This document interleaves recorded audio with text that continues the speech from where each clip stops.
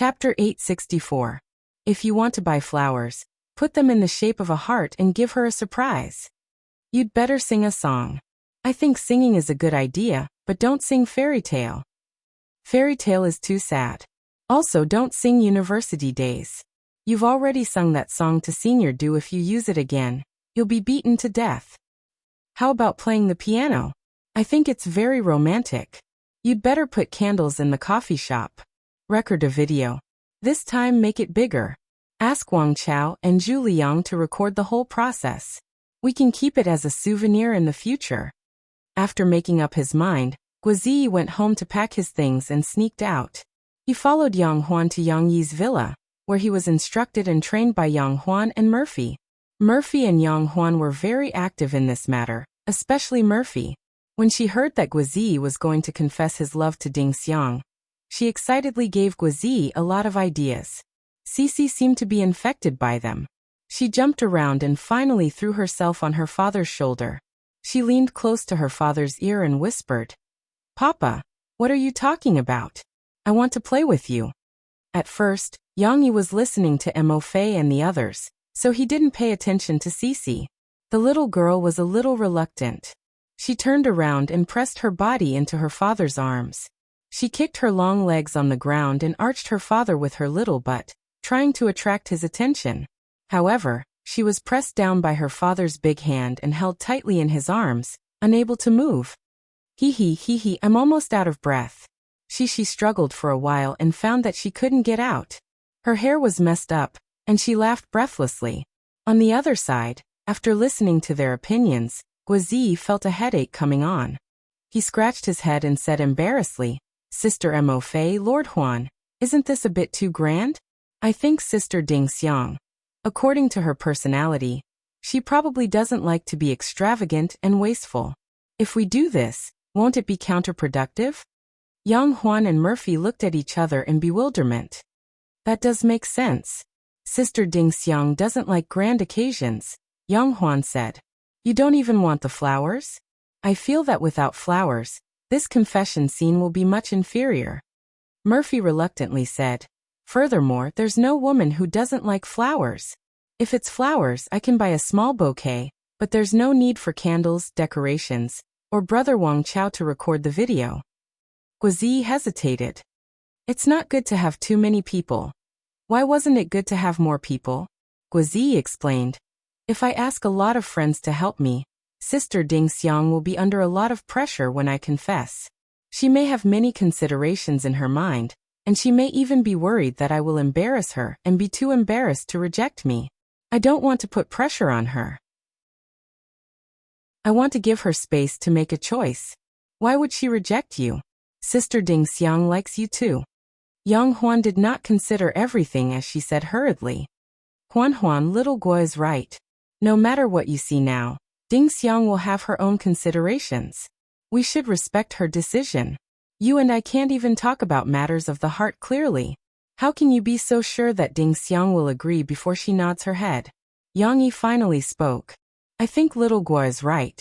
We need to give Ding Xiang space to make a choice. I have always liked Ding Xiang, and I can probably understand her character. Although she looks soft and weak, she is also a very kind and opinionated girl. It is not good for us to swarm over and watch. Mo Fei thought for a while and said, Then what should we do? I mean, what if Sister Ding Xiang rejects you? Yang Huan stared at him in surprise. A trace of confusion flashed through Guozi's eyes. He scratched his head and said, If Sister Ding Xiang refuses, I will respect her choice. It was painful to say such words. However, Yang Yi patted his head and said angrily, You're discouraged because of one setback? Don't you know how to work harder and try again next time? Guozi looked at Yang Yi in confusion. You even told me to stay by your side and protect Ding Xiang in front of your parents.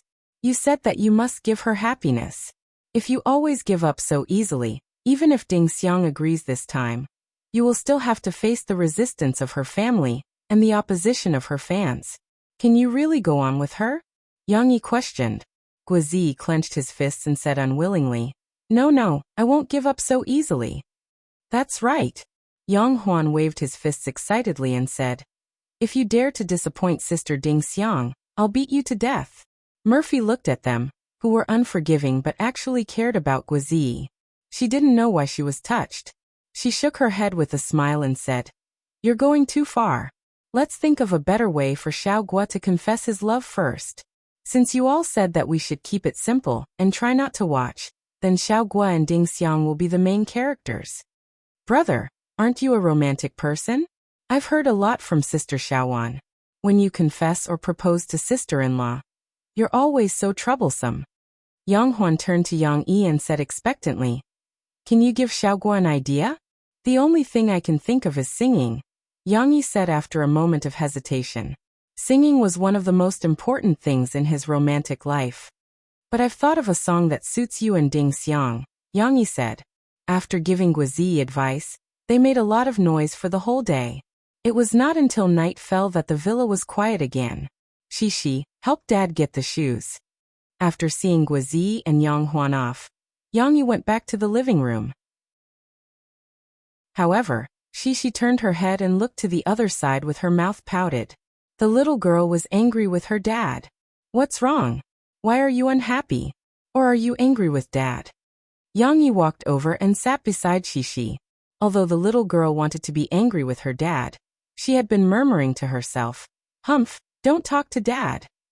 However, she could not hold back her words. As soon as Yang Yi sat down beside her, she could not hold it in anymore.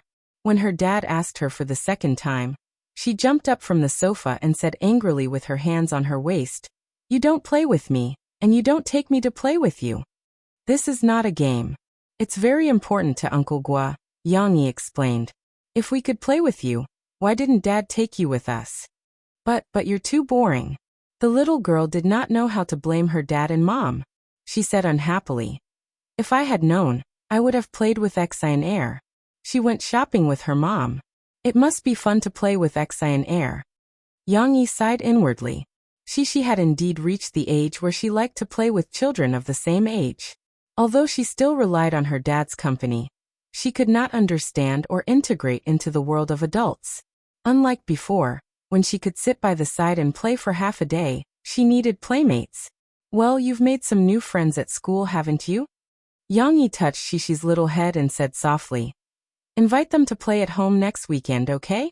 Invite Qiqi, Chen Shiyin, and Nan Xiaoyu." Shishi immediately forgot her unhappiness and cried out in surprise, "Really? I want to invite them to play. I want to invite Xiaoyu." Chapter 865. On Tuesday night, the other shops outside the north gate of Jiangqing Media University had already finished their business for the day. Their doors were tightly shut. Other than the dim street lights, there was only the coffee shop on the corner of the street. The windows there were still warm and gentle lights.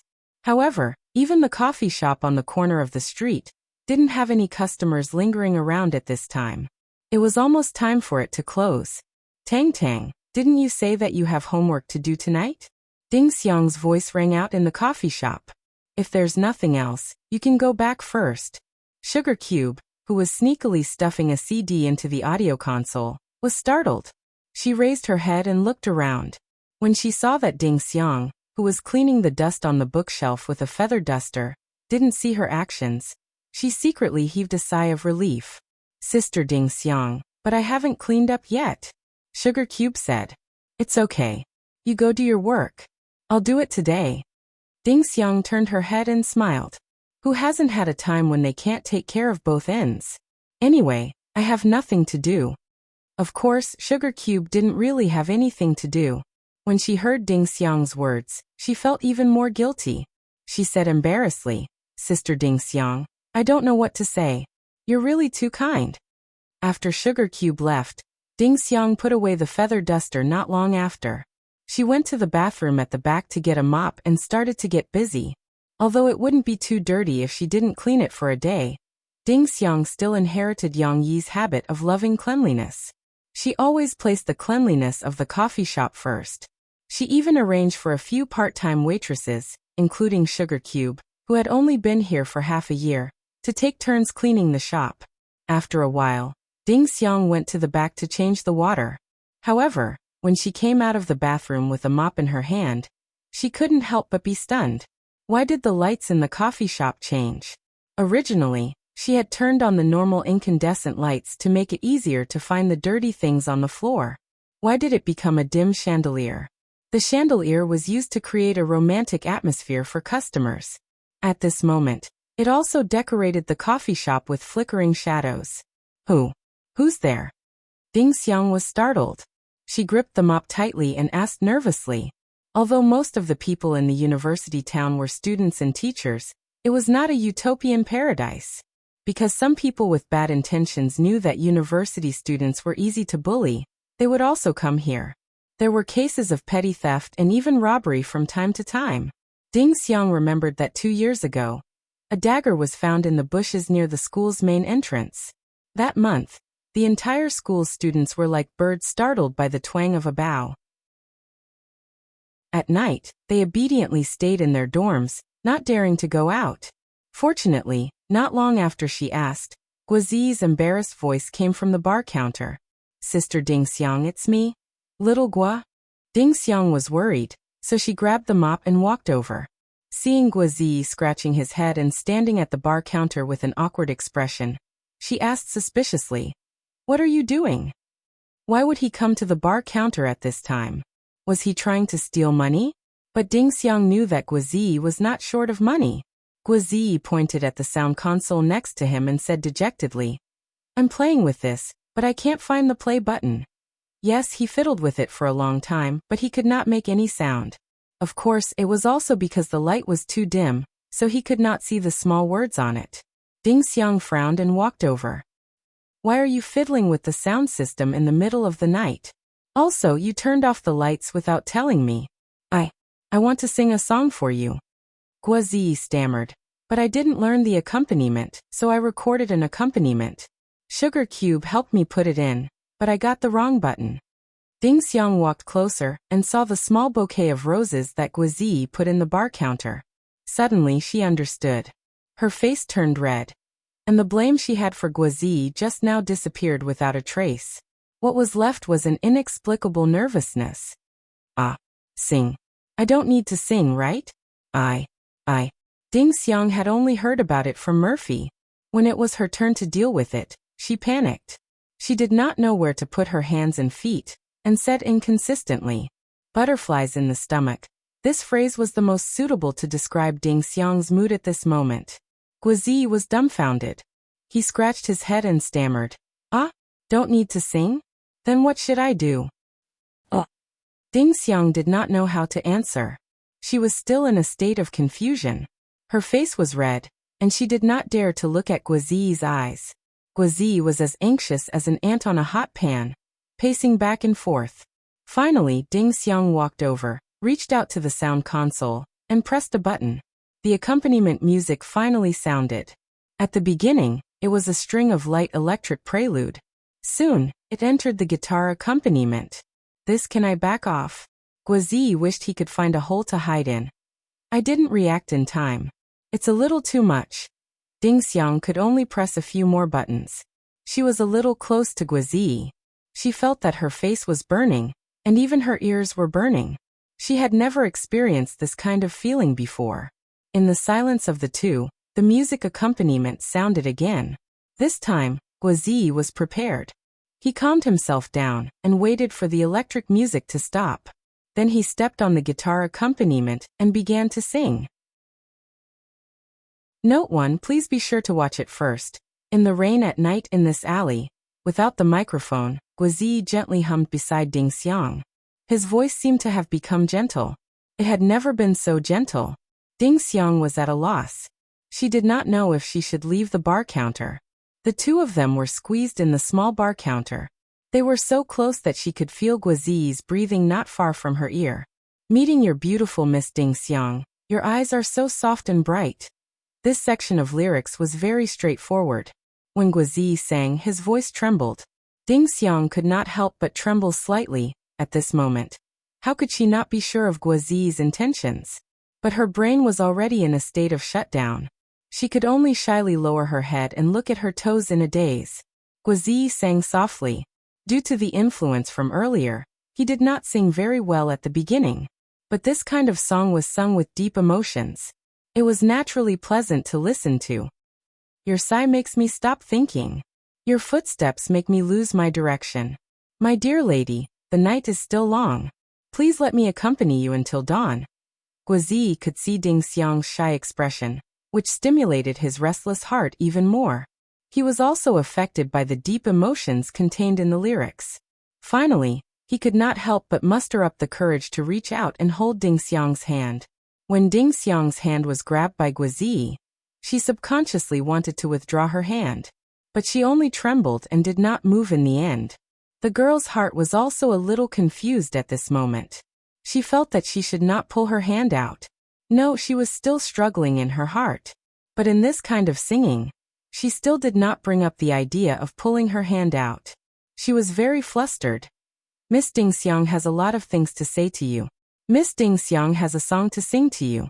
This world has brought me too much confusion. I hope that you can give me hope. Guozi held Ding Xiang's hand. His mood suddenly became bright and cheerful.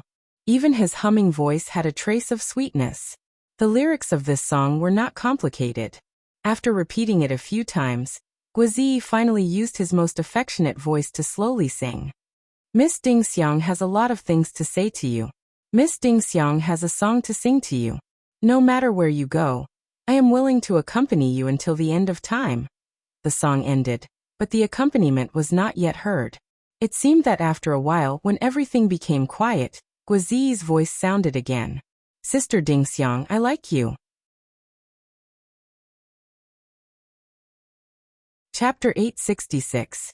Sister-in-law, do you think little Gua and the others can make it? In the private room of a big hotel in the university town, Yang Huan, the third party, was anxious and restless. She was excited one moment, and then she looked even more nervous than Guozi the next moment. I don't know. Didn't he leave a while ago? Why hasn't he called yet? Murphy was also looking forward to the result of Guozi's confession. My phone is silent. I've checked it several times. Yang Huan sighed. Sigh. I want to call him or Sister Ding Xiang to ask about the progress. Don't call. Murphy quickly stopped her. If he's still confessing, wouldn't it be bad if you call him now? I'm just saying. I'm not stupid. Yang Huan winked at Murphy and smiled mischievously.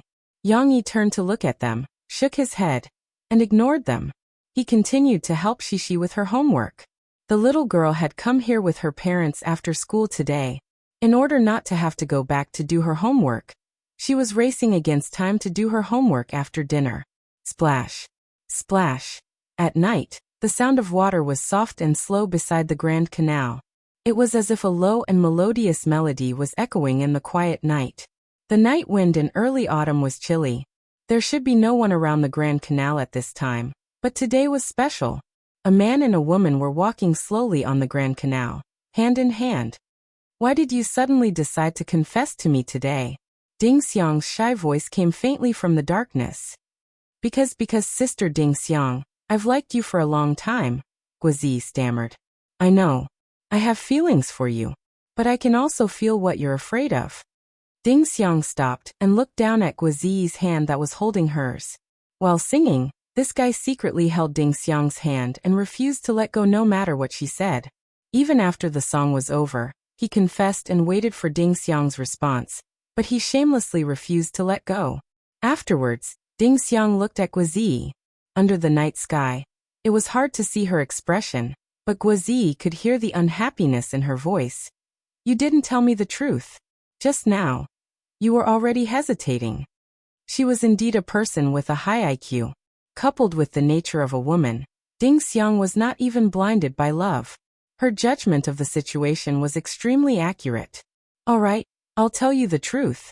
Because Master Huan accidentally saw some records of your search engine and found out about your plans, she told me. I also felt that I should have confessed first. I couldn't let you suffer, so I confessed first.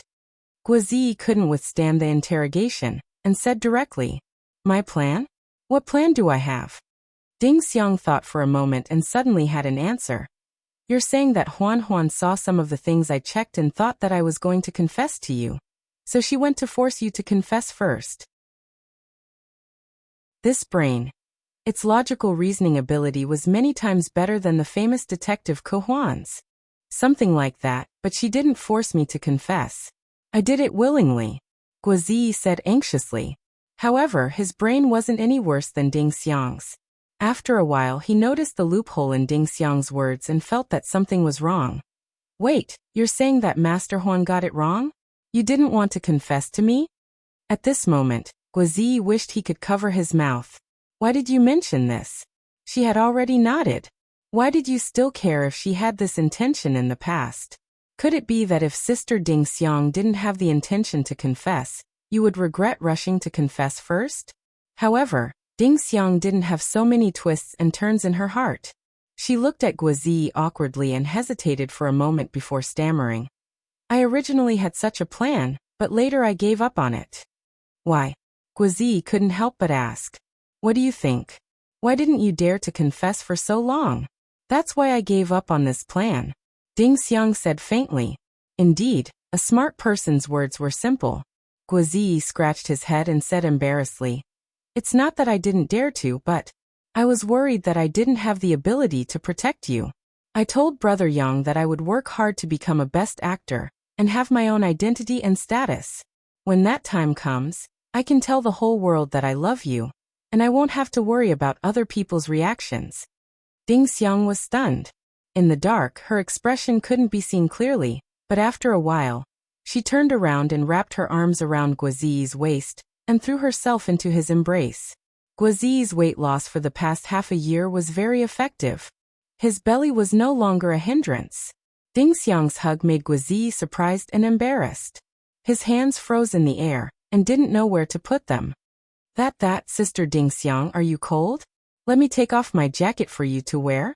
Guozi stammered for a long time before squeezing out this sentence. Ding Xiang chuckled, but she didn't say anything. She only shook her head and tightened her grip on Guozi's waist.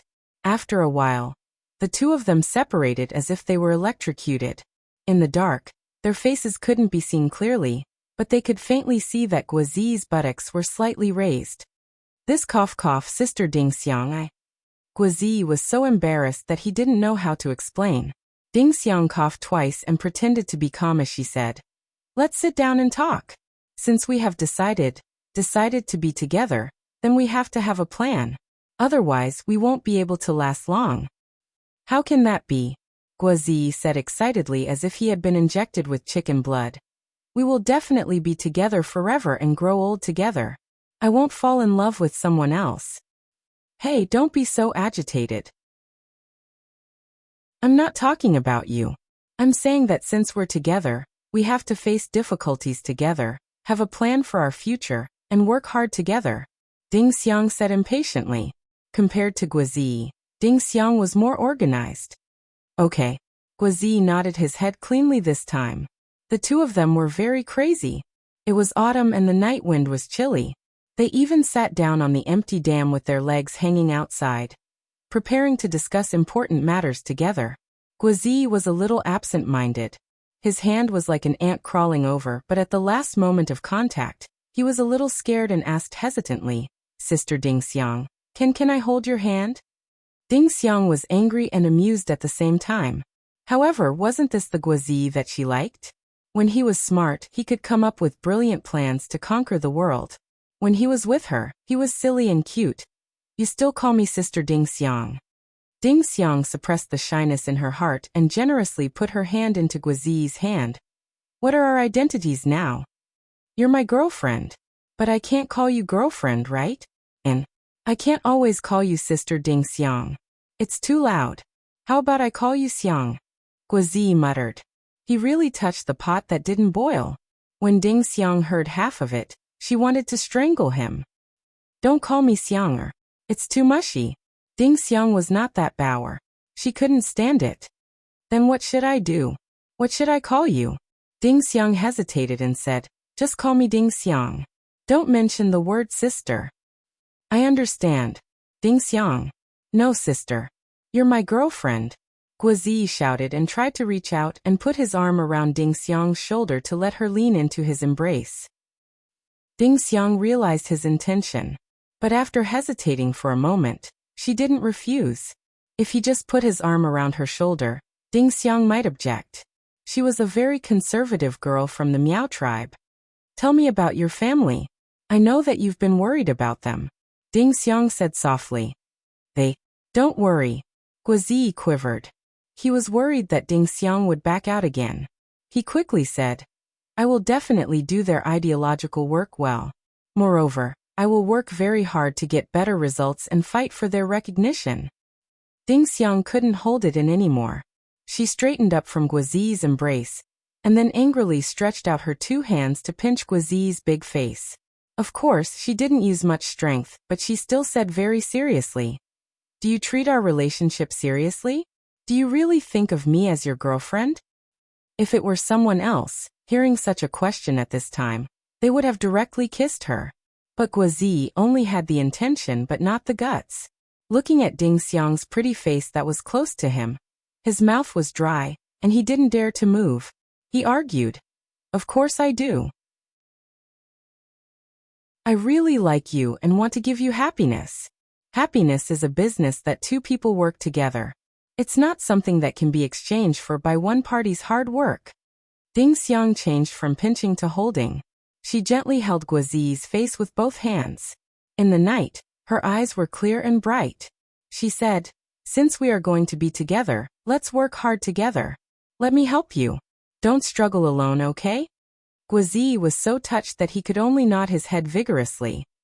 After some time, the lights in the coffee shop were turned on again. The floor is clean. Murphy looked left and right. They're not upstairs either. Don't tell me they went to get a room? Are all young people so open-minded these days? Young Huan complained. Yang Yi had just locked the car and came in. Hearing their conversation, he quickly covered Shishi's ears and said angrily, Yang Huan, what are you talking about? Where did you learn these things? Let me tell you, if you go to a hotel with a guy you just met, I'll beat you to death. Hey, I'm just saying. There are many situations like this in movies. Westerners are very open-minded. But it doesn't mean that I'm the same, Yang Huan muttered. Although Yang Huan looked a little outgoing, it was undeniable that she was a very traditional girl. Until now, she had not been pursued by anyone. Sister-in-law, let me tell you. Do you know what's the most infuriating thing? Yang Huan avoided Yang Yi and pulled Murphy to the door.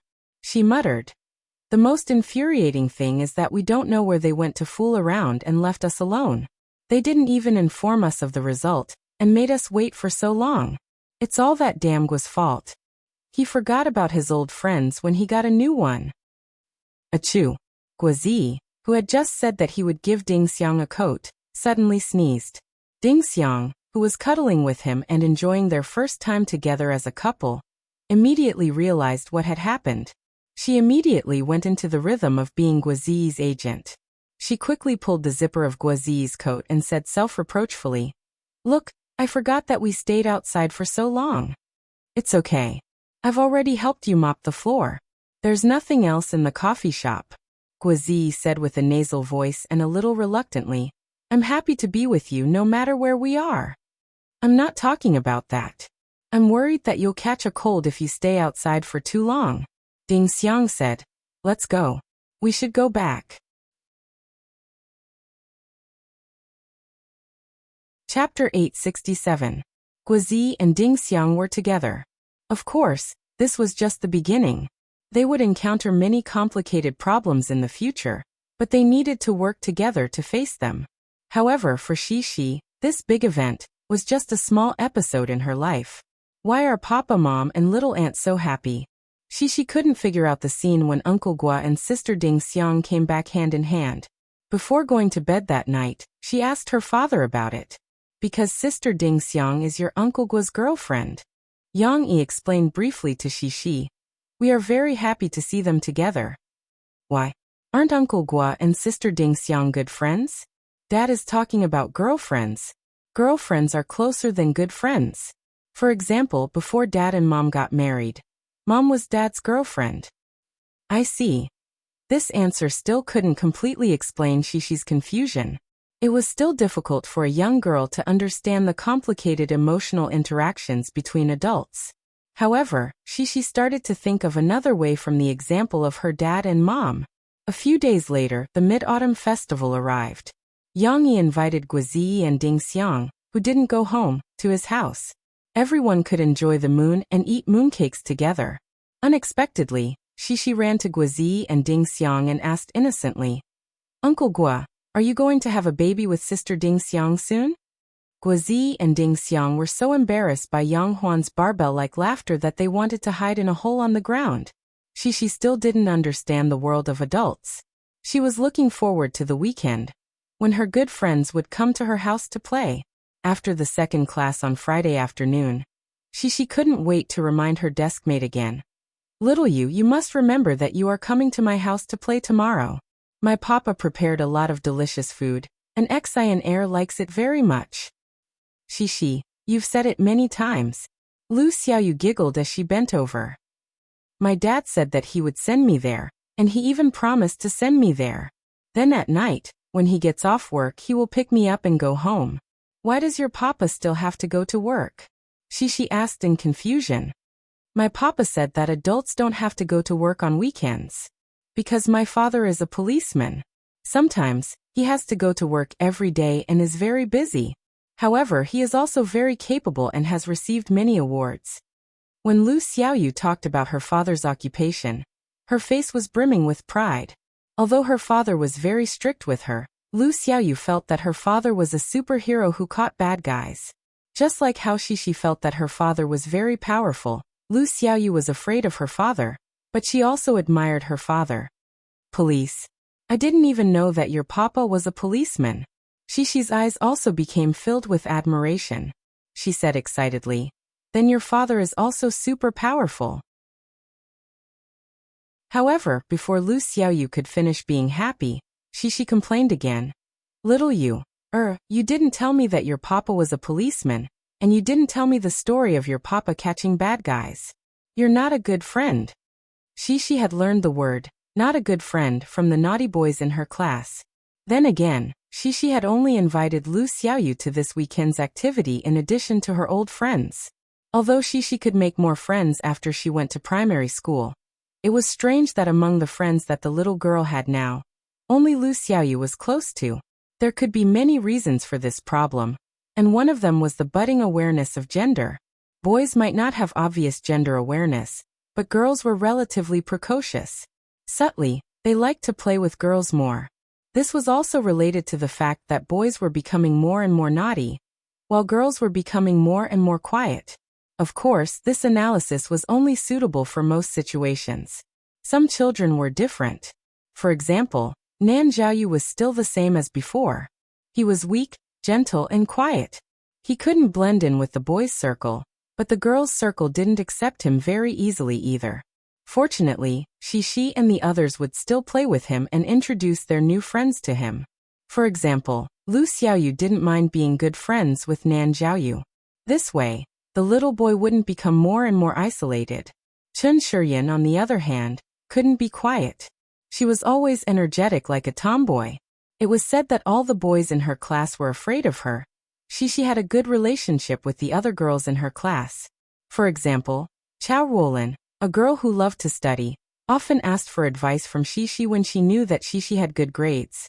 Shishi also answered her questions enthusiastically. In Chao Ruolin's opinion, Shishi was her best friend in class. However, Shishi's best friends in class weren't Chao Ruolin, but Lan Xian and Lu Xiaoyu. This might have something to do with the seating arrangement. In Springfield Kindergarten, the children's seats weren't fixed. The teacher would often arrange for the children to sit together. However, in elementary school, there was a fixed seat and a fixed deskmate. This way, there would naturally be more opportunities to interact with her deskmate. Shishi was lucky. Her deskmate was Lu Xiaoyu, who was equally cheerful, talkative, and not calculative. There were few conflicts between the two children. During class, the two girls would chat nonstop, and the friendship between them warmed up. As for the other classmates, although Shishi had a good relationship with them, it was still troublesome to cross seats to play with other classmates. Shishi packed her school bag and said goodbye to Lu Xiaoyu. She excitedly held hands with Lan Xian and went to the library to attend the reading class. Shishi, let me tell you, this reading class isn't fun at all. On the way, Lon Xian muttered to Shishi. I heard from others that the teacher will ask us to write essays soon. Huh? Shishi turned to look at her companion, puzzled. It's true. I asked my senior classmate, the one next door. I secretly asked her. Lon Xian reached out to cover her mouth and made a gesture to lower her voice. However, her voice was too loud. Even if she lowered her voice, it was no different from a normal person's. It's too troublesome to write essays after reading books. But we still can't write many words. Shishi said in confusion. Don't we have to learn how to write before we can write essays? I don't know. Shishi, when you finish writing, can you lend it to me? Lon Xian rolled her eyes and said, I don't know how to do homework. But my papa said that I have to do my own homework. I can't copy other people's homework. Shishi said hesitantly. You can't copy other people's homework, but you didn't copy mine. I copied yours. Lon Xian's wisdom seemed to be used to slack off. At this moment, her mind was very flexible. Well, I don't know. How about I ask my papa first, okay? Shishi still felt that something was wrong, but Lon Xian's eager eyes made Shishi not know how to refuse. Okay then. Anyway, there's no homework yet. Lon Xian waved her hand generously and said indifferently. When Shishi and Lon Xian approached the library, a little girl who was slightly taller than Shishi and looked quiet appeared in front of the library with a school bag.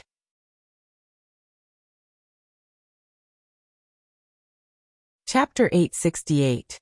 Will your dad make those sweet lotus root slices for us? Or maybe it's crispy fried potato chips. The two little girls skipped into the library and chatted with each other.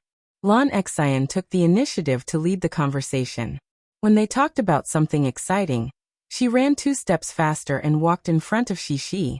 Then she turned around and talked backwards. I don't know, but Papa said that he would make delicious food. Shishi blinked and said. Lon Xian rolled her eyes and raised a finger. She giggled and said, but you can suggest to your papa that we can make super sweet lotus root slices. Just thinking about those sweet, crunchy, and pink snacks made Lon Xian drool. She even changed her accent to Shishi's and said Papa, in order to make delicious food. Shishi was not fooled. She pouted and said, you can also tell my papa. My papa will definitely make it for you. He likes you so much.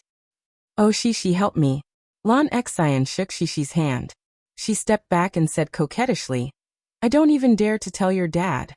Xianair, Shishi. Lon Xian rushed to say.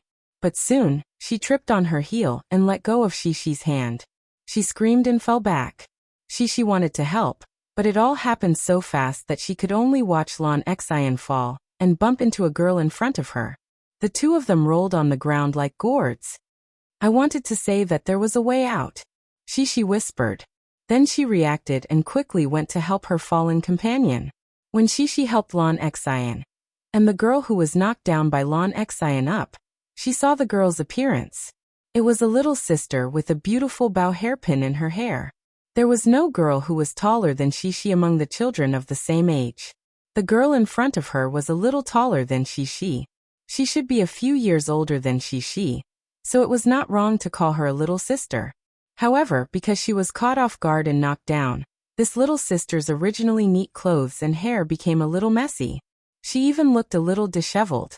However, she still maintained a calm expression and didn't shout excitedly. Oh, hearing her soft cry, the little sister who had already stood up bent down and squatted down again.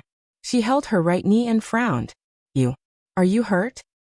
Cece, who was standing at the side, saw that the other party was frowning and tears were falling down her cheeks. The way she hugged her knees and cried showed how wrong she was. This made the little girl feel a little helpless. Lon Xian had a body full of flesh, so even if she fell, she had a natural protective shield. She patted her butt and acted as if nothing had happened. When she heard Shishi's words, she giggled and said, I'm not hurt. Oh Xianair, I'm not asking you.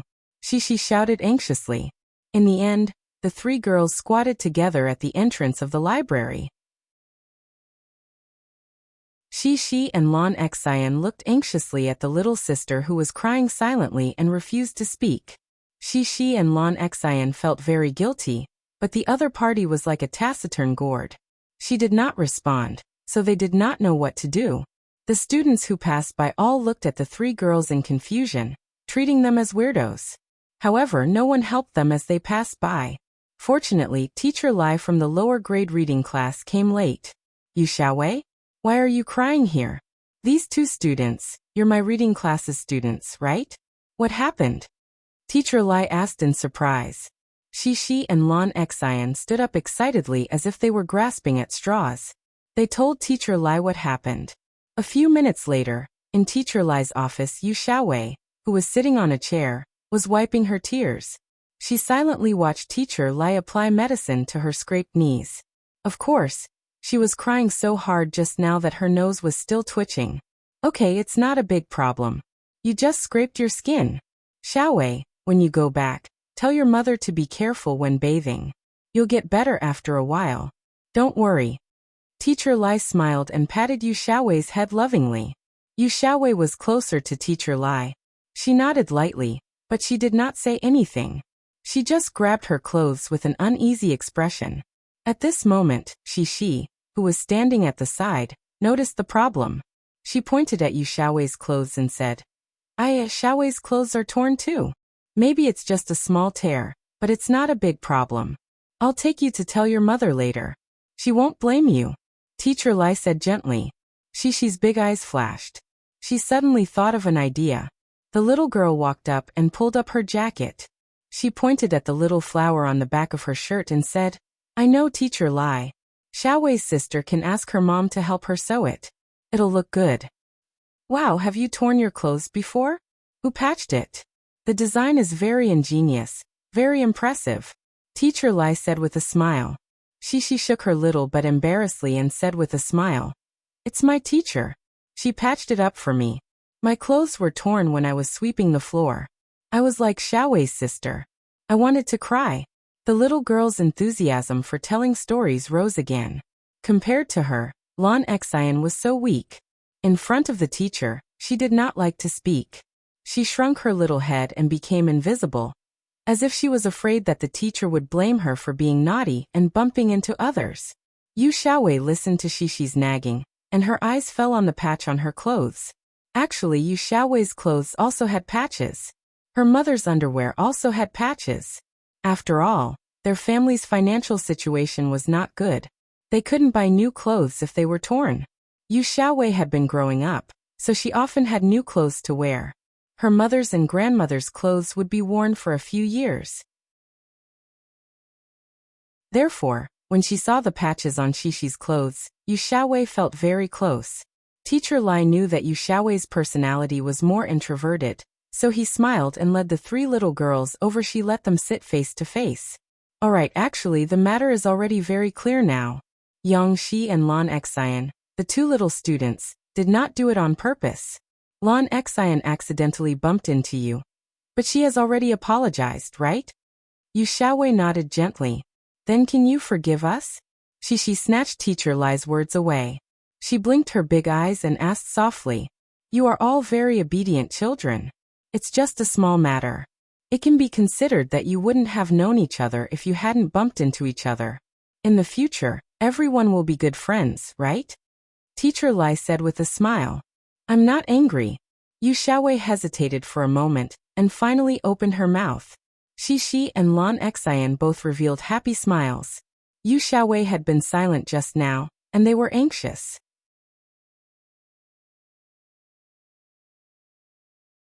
Chapter 869. Who is Sister Xiaowei? On the way back, Yang Yi heard a name that he had never heard of in the conversation between Shishi and Lan Xian. So he couldn't help but ask. Sister Xiaowei is Sister Xiaowei. Xianer knocked her down and hurt her leg. But she can't talk. Hey Xianer, Sister Xiaowei can talk, she just doesn't like to talk. She didn't talk much to us. From the description of the two girls, Yang Yi could roughly guess what was going on. Shishi, you hit her leg. Is it serious? Is it bleeding? Yang Yi looked at the rearview mirror and asked. I'm not bleeding. I didn't hit her. Xianer, my papa asked you if you were bleeding. Shishi said. Lan Xian and Shishi both misunderstood Yang Yi's question and said, I'm not bleeding either. I don't feel pain at all. Sister Xiaowei can't do it. She's not as strong as me. She cried. Yang Yi didn't know whether to laugh or cry. He was ready to explain his question, but Shishi responded in the conversation with Lan Xian. That's because Sister Xiaowei was injured. Her leg was bleeding. Shishi raised her thin leg and pointed to her knee. Well, it should be very painful to bleed. I'm also afraid of pain. Lan Xian sighed and said like a little adult. No wonder she cried. Then what happened? Did you take Sister Xiaowei to see a doctor? You were wrong about this. Yang Yi asked. Papa, we apologized to Sister Xiaowei. Then she said she wasn't angry. Shishi said, later she also talked to me. Then I knew that she was also in the reading class, but she's already in the 3rd grade. She's amazing. What's so great about the 3rd years? I'm so old, I'll be in the 3rd grade too. Lan Xian said unconvinced. But Teacher Lai said that Sister Xiaowei's grades are very good. Yang Yi didn't know whether to laugh or cry. After asking for a long time, the two little guys couldn't answer the question. After a while he finally understood that the girl who was hit by Lan Xian wasn't seriously injured. Shishi's teacher, Mr. Lai, had also applied medicine on her wound. Daddy feels a little embarrassed. If it weren't for the teacher explaining for you, Daddy would have personally apologized to her parents. After all, we were in the wrong in this matter. Yang Yi concluded, but it doesn't matter. Teacher Lai is handling it very well, so don't take it to heart. He was worried that Shishi and Lan Xian would feel guilty, but the two little girls didn't take it to heart. After he finished reprimanding, the two little girls chattered about their new friend. Sister Xiaowei is actually a very good person. She later told me not to worry, because her mother won't scold her. Shishi said. But I don't like her very much, because she doesn't like to talk. I don't know what to say to her. Lan Xian pouted and said. You don't like Sister Xiaowei? Shishi was a little surprised. It's not that I don't like her. I just think she's very boring. Lan Xian was thirsty and picked up the bottle to drink water. But Sister Xiaowei is a very good person. She's like Chi-Chi. She doesn't dare to talk much. I think if we become good friends, she will talk to you. Okay then. Lan Xian didn't comment. Yang Yi looked at the rearview mirror and said, Shishi, you also need to drink water. Look at you, your mouth is dry. Okay. Shishi drank the water, and suddenly remembered the topic she and Lan Xian had discussed before. Her eyes lit up and she quickly drank the water. She couldn't wait to say, Papa, let me tell you. Xian accidentally bumped into Sister Xiaowei, because she wanted you to cook for her tomorrow. Lan Xian was a little impatient at first, but when she heard the last topic Shishi brought up, her eyes lit up. Really? What does Xian want to eat? Yang Yi laughed. Teacher Lai didn't break her promise. She didn't go back early, but waited for Yu Ying to pick up Yu Xiaowei and explain to her why Yu Xiaowei's knee was injured and her clothes were torn. After hearing Teacher Lai's explanation, Yu Ying also checked her daughter's knee. She was relieved. It's okay, it's normal to have bumps. Teacher Lai, thank you for waiting for me for so long. Yu Ying said some polite words, then took her daughter's hand and took the bus home. Along the way, Yu Xiaowei didn't say anything and stood obediently by her mother's legs. Yu Ying knew her daughter's character, so she touched her daughter's hair, and said that she would talk to her when they got home. However, Yu Xiaowei was a little special today. Before Yu Ying said anything, she had an eager look on her face when they got home. She pointed at the torn part of her clothes and whispered to her mother. Mom, here, can you help me fix a little flower? Little flower? Yu Ying was a little surprised. Of course, when she saw her daughter talking, Yu Ying knew that she was in a good mood. Yes, little flower. Yu Xiaowei lowered her head and gestured with her fingers on the clothes. Shishi's clothes are like this, it's very nice. Yu Ying smiled and asked Yu Xiaowei to sit down. She looked at her clothes and said carefully, Who's Shishi? Is she the classmate who bumped into you? No, she helped me up, Yu Xiaowei said concisely. However, Yu Xiaowei hesitated and added, They didn't do it on purpose. Mom, don't be angry, okay? They've already apologized. Okay, Mom understands. It's fine as long as you're all fine. Ewing hugged her daughter, and her voice became cheerful. She smiled and said, "Come on, take off your clothes and go take a shower. Mom will study it tonight and see how to fix your clothes to make them look better." She tried to create a relaxed and happy atmosphere in the house. Some time ago, she handed her manuscript to Sahara Publishing. Whether it was her editor, Wen Xiefeng, or the other chief and deputy chief editors, they all gave her high praise. Now that the manuscript was in the process of being published, although Ewing was still a little uncertain and didn't dare to resign before she had an income, she was already listed as an official author under Sahara Publishing. Naturally, she also enjoyed some of the benefits. Wen Xiefeng knew about her family's situation and applied to the publishing house to allow Ewing to use the publishing house's medical resources, such as consulting the publishing house's contracted psychiatrist. Because Yu Xiaowei only had a serious introverted personality and didn't have the more troublesome autism, the psychiatrist gave Ewing a lot of psychological counseling advice. One of them was to improve the atmosphere of her life and maintain a positive attitude. Under the influence of her mother's smile, Yu Xiaowei's mood was a little happy and she couldn't help but smile.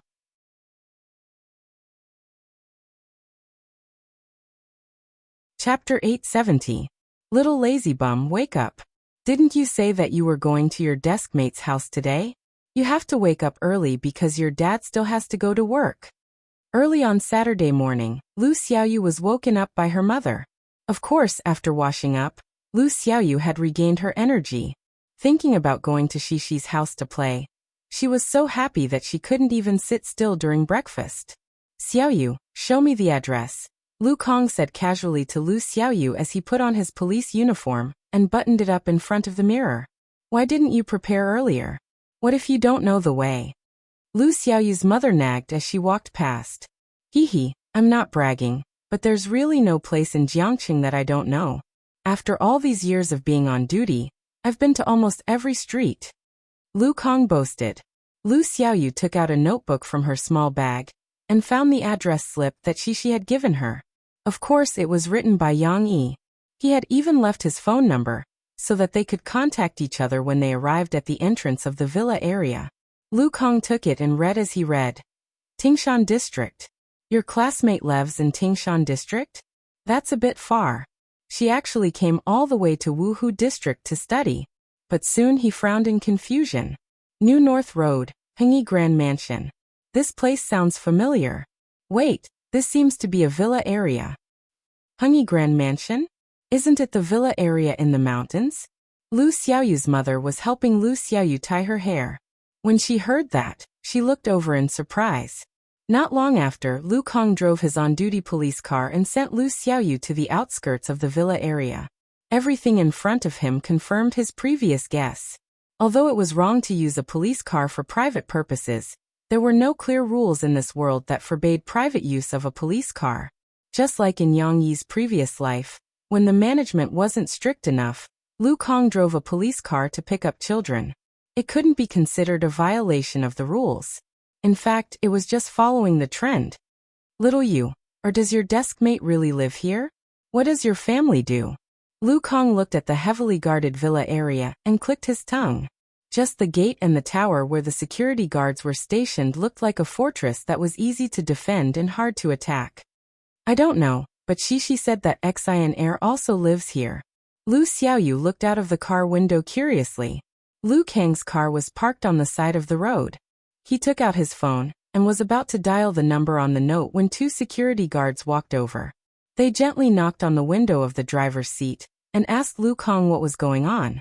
If it was an ordinary car parked outside the villa area, they wouldn't do anything. At most, they would make a record. After all, their task was to manage the safety of the villa area. However, since Lu Kong was driving a police car, the security guard captain had to bring someone over to check if anything had happened. On the one hand, it was to avoid conflict with the police. On the other hand, if there was an emergency, they could also take countermeasures. "It's not official business. We are friends of one of your residents. We were invited here to have fun. I'm calling him now," Lu Kong explained. He knew that the people who lived here were either rich or powerful. As a small policeman, He didn't have the capital to have a conflict with them. Fortunately, everything went smoothly. Lu Kang's call was quickly connected, and it was a strange man's voice. After a while, the security guard captain who came to investigate also received a series of instructions in his headset.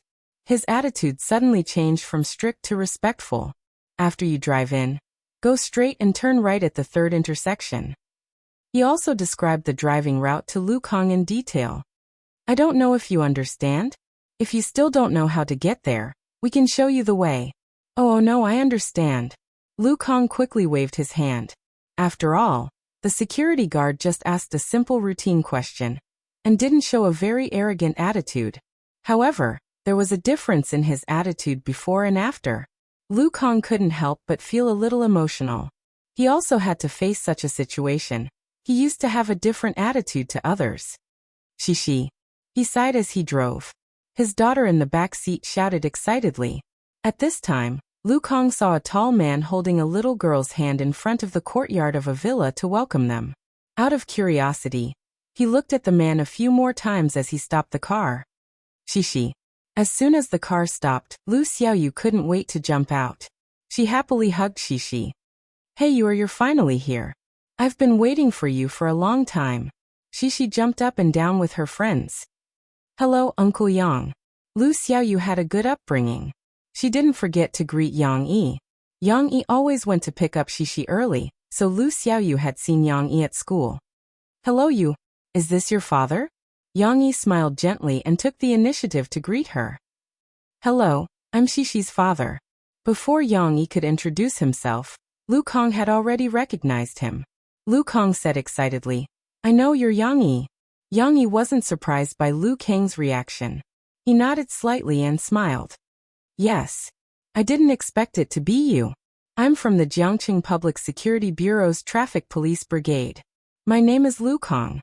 Last time, when the Extreme Challenge was recording the show in Binhai District, we arranged for people to help maintain traffic order. I just happened to see you. Lu Kang couldn't help but reveal his relationship with Yang Yi. Lu Xiaoyu and Shishi looked at them curiously. Lu Xiaoyu was still a little confused. She didn't know why her father was so excited. Thank you for your support of our work. Yang Yi smiled and shook hands with Lu Kang. But today, I'm Shishi's father, so please don't be offended. After Lu Kang heard Yang Yi's words, the pressure in his heart suddenly disappeared. His brain finally started working again. That's right, this isn't just a celebrity. He's also the father of his daughter's deskmate. Sorry, I got a little excited just now. Lu Kang calmed down a little and smiled. I'll have to trouble you to take care of you today. I have to go to work later. I understand. Police work is very hard. It's not troublesome for me. I'm very happy that you can come over to play with Shishi. She's usually quite bored at home on weekends. You don't have to worry about you. She won't go hungry in our house. Yang Yi joked and closed the distance between them. I know. Lu Kang relaxed and smiled. Among celebrities, you're famous for your cooking skills. You're Shishi's chef. You are in for a treat today. Lu Xiaoyu, who was standing at the side, finally heard the clues. She whispered to Shishi, Shishi, it seems like my father knows your father. I'll tell you secretly. Don't tell anyone. Shishi also moved closer to Lu Xiaoyu's ear and whispered, my papa and mom are both celebrities, so a lot of people know about them. Okay. Lu Xiaoyu didn't have much of an idea about celebrities. Not long after Lu Kang sent Lu Xiaoyu home, he also left. He came out early today, but he still had to go to work.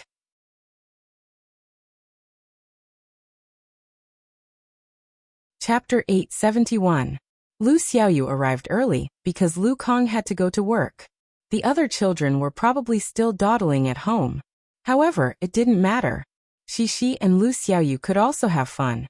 At first, Lu Xiaoyu was a little shy. This is little fishy, right? Mo Fei greeted her with a smile. The little girl was stunned. Her eyes were fixed on Murphy's face as if she was surprised. This super beautiful auntie was Shishi's mother? Murphy couldn't help but shake her head and smile when she saw the little girl staring at her in a daze. She took out a handful of biscuits and candy from the table next to her, and stuffed them into Lu Xiaoyu's hands. She said softly, "Little fishy, don't be nervous. Treat this as your own home and have fun." Shishi pulled her shy deskmate aside and couldn't wait to introduce him to her. "Little fishy, look, this is my little brother. I told you about him before. Also, his name is Tong Tong." Lu Xiaoyu finally moved her gaze and looked at Tong Tong, who was sitting on the ground and looking at her curiously. Perhaps it was because of her age. Lu Xiaoyu was not as nervous when she looked at Tong Tong. She turned her head and looked at Tong Tong while whispering to Shishi. "Hee, if it's a little brother, of course it's a boy," Shishi said cheerfully. The two little girls didn't know what they were talking about, but in a short while they surrounded Little Pie and chatted animatedly. "Big sister." Tong Tong finally got impatient. He crawled over to her and said, "Big sister." The little guy showed very high athletic ability. He quickly crawled in front of Shishi and climbed up by himself using the fortress pillow. "Wow, Shishi, your little brother is amazing," Lu Xiaoyu exclaimed. Shishi patted Tong Tong's head and said with a smile, "He's even better. Let me show you." Shishi grabbed a big pillow from the sofa and put Tong Tong into the fortress. Tong Tong immediately understood and jumped on the pillow. The next scene was even more exciting. Puppy, who was lying on top of the big pillow, stuck out his butt again and struggled to get up. He stepped on the pillow weakly. Although he was swaying and was in danger of falling down at any time, the little guy still grabbed the edge of the fortress and steadied himself. With a certain height support, the small swanny was able to lift one of its legs and climb up the fortress, hanging its whole body on the top. "Hee, look, isn't he very powerful?" Cece jumped left and right at the side, giggling. "That's right." Lu Xiaoyu watched Little Rascal's performance with great interest and couldn't help but nod her head. However, at this moment, a yellow figure suddenly jumped out and scared Lu Xiaoyu. "Ah!" Lu Xiaoyu hid behind Shishi in a panic. However, at this moment, she saw that it was a big yellow dog. Its target wasn't her or Shishi. It stood up high and pressed its two front paws on Tong Tong, who was still riding on the fortress. It whimpered, but no one knew what it was saying. Anyway, it sounded anxious. "Xiaoyu, don't be afraid. This is steamed bun. Steamed bun is super nice." Shishi enthusiastically introduced steamed bun to Lu Xiaoyu. Steamed bun was very smart. He knew that his master built this fortress to protect the little one. Therefore, when he saw Tong Tong trying to escape, he anxiously ran over to stop him. While he was trying to stop Tong Tong, he heard his little master talking to the customer about him. He couldn't help but turn his head, wagged his tail, and stuck his tongue out at the customer. However, Tong Tong giggled and wanted to flip out again. Steamed bun could only whimper softly, turn his head, and push him back in. Sigh, dogs are busy too. Tong Tong was pushed back and fell on the pillow. However, he wasn't discouraged and flipped over again. At this time, Murphy walked over and asked Shishi and Lu Xiaoyu to drink the strawberry yogurt that Yang Yi had made for them. At the same time, she took out the pillow that Shishi had put in. Tong Tong's escape plan was foiled once again. Fortunately, Murphy also carried him out and took him to play outside. "I thought big dogs were very fierce, but your steamed bun is very cute." Lu Xiaoyu gulped down half of the large cup of yogurt. The sweet and sour taste was very good. She licked the white fur on her lips as she spoke to Shishi. After steamed bun saw that Tong Tong was safe, he began to circle around the customer. He wagged his tail and sniffed Lu Xiaoyu's heels. Lu Xiaoyu reached out to touch him, and he even licked her back. This made Lu Xiaoyu happy and scared at the same time. Of course, this was also steamed bun trying to familiarize himself with the customer's habits. After a while, Lu Xiaoyu also began to like this guy who didn't have a cute face, but had a cute heart. Yes, steamed bun is very fun. Shishi liked to drink all the yogurt in one breath before burping in response to her little friend. Shishi thought of something and jumped down from the stool. She ran to the kitchen and came back with 2 clean spoons. She handed one to Lu Xiaoyu and held the other for herself. She demonstrated to Lu Xiaoyu. "Also, dig out the strawberries and eat them. Strawberries are super delicious." Of course, they were delicious. Yang Yi had just gone to the market to buy fresh strawberries this morning. Every one of them was plump and red, and naturally tasted delicious. However, it was the first time that Lu Xiaoyu used a spoon to dig out the fruit in the cup.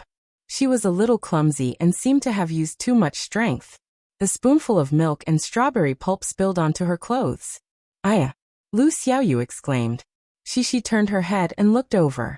The warm-hearted little girl immediately jumped up from the chair, but she didn't know what to do. She could only raise her voice and shout, "Mom! Papa! What's wrong?"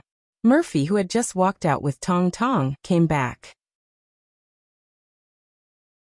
Little Fishy dirted her clothes. She pointed at Lu Xiaoyu and shouted. Murphy handed Tong Tong to Yang Yi, who had rushed over after hearing the news. She pulled out a tissue and gently smiled at Lu Xiaoyu, who was panicking.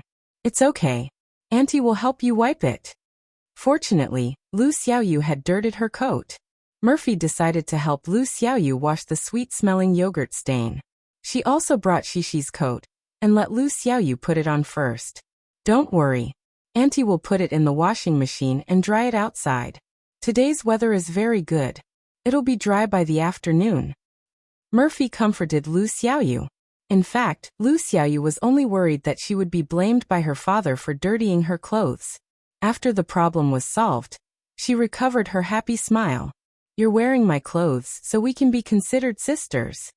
Sisi pointed at the coat on Lu Xiaoyu's body and started to play with her, beaming with joy. At this time, there were no adults in the living room. Murphy had gone to wash Lu Xiaoyu's clothes. Yang Yi was busy in the kitchen making baked biscuits. Only Xishi, Lu Xiaoyu and Tong Tong, who was playing with toys in the fortress, were left in the living room. Xishi looked at her brother and rolled her eyes. She pulled Lu Xiaoyu's hand and whispered, "Little Fishy, let me show you something."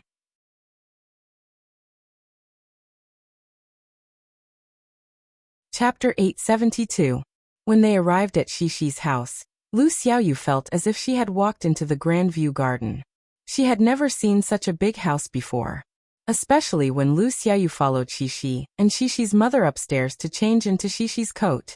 The luxurious master bedroom, the spacious walk-in closet, and the tall toy display cabinet dazzled the young lady. Now that Xishi said that she wanted to show her something, Lu Xiaoyu thought that she was talking about the colorful dolls. "What is it? Is it fun?" Lu Xiaoyu followed Xishi's cheerful footsteps and asked excitedly. "Hee, it's not fun. That's not what I meant. You can't play with it." Xishi felt that Lu Xiaoyu's words were wrong. She grabbed Lu Xiaoyu's arm embarrassedly and twisted it as she laughed.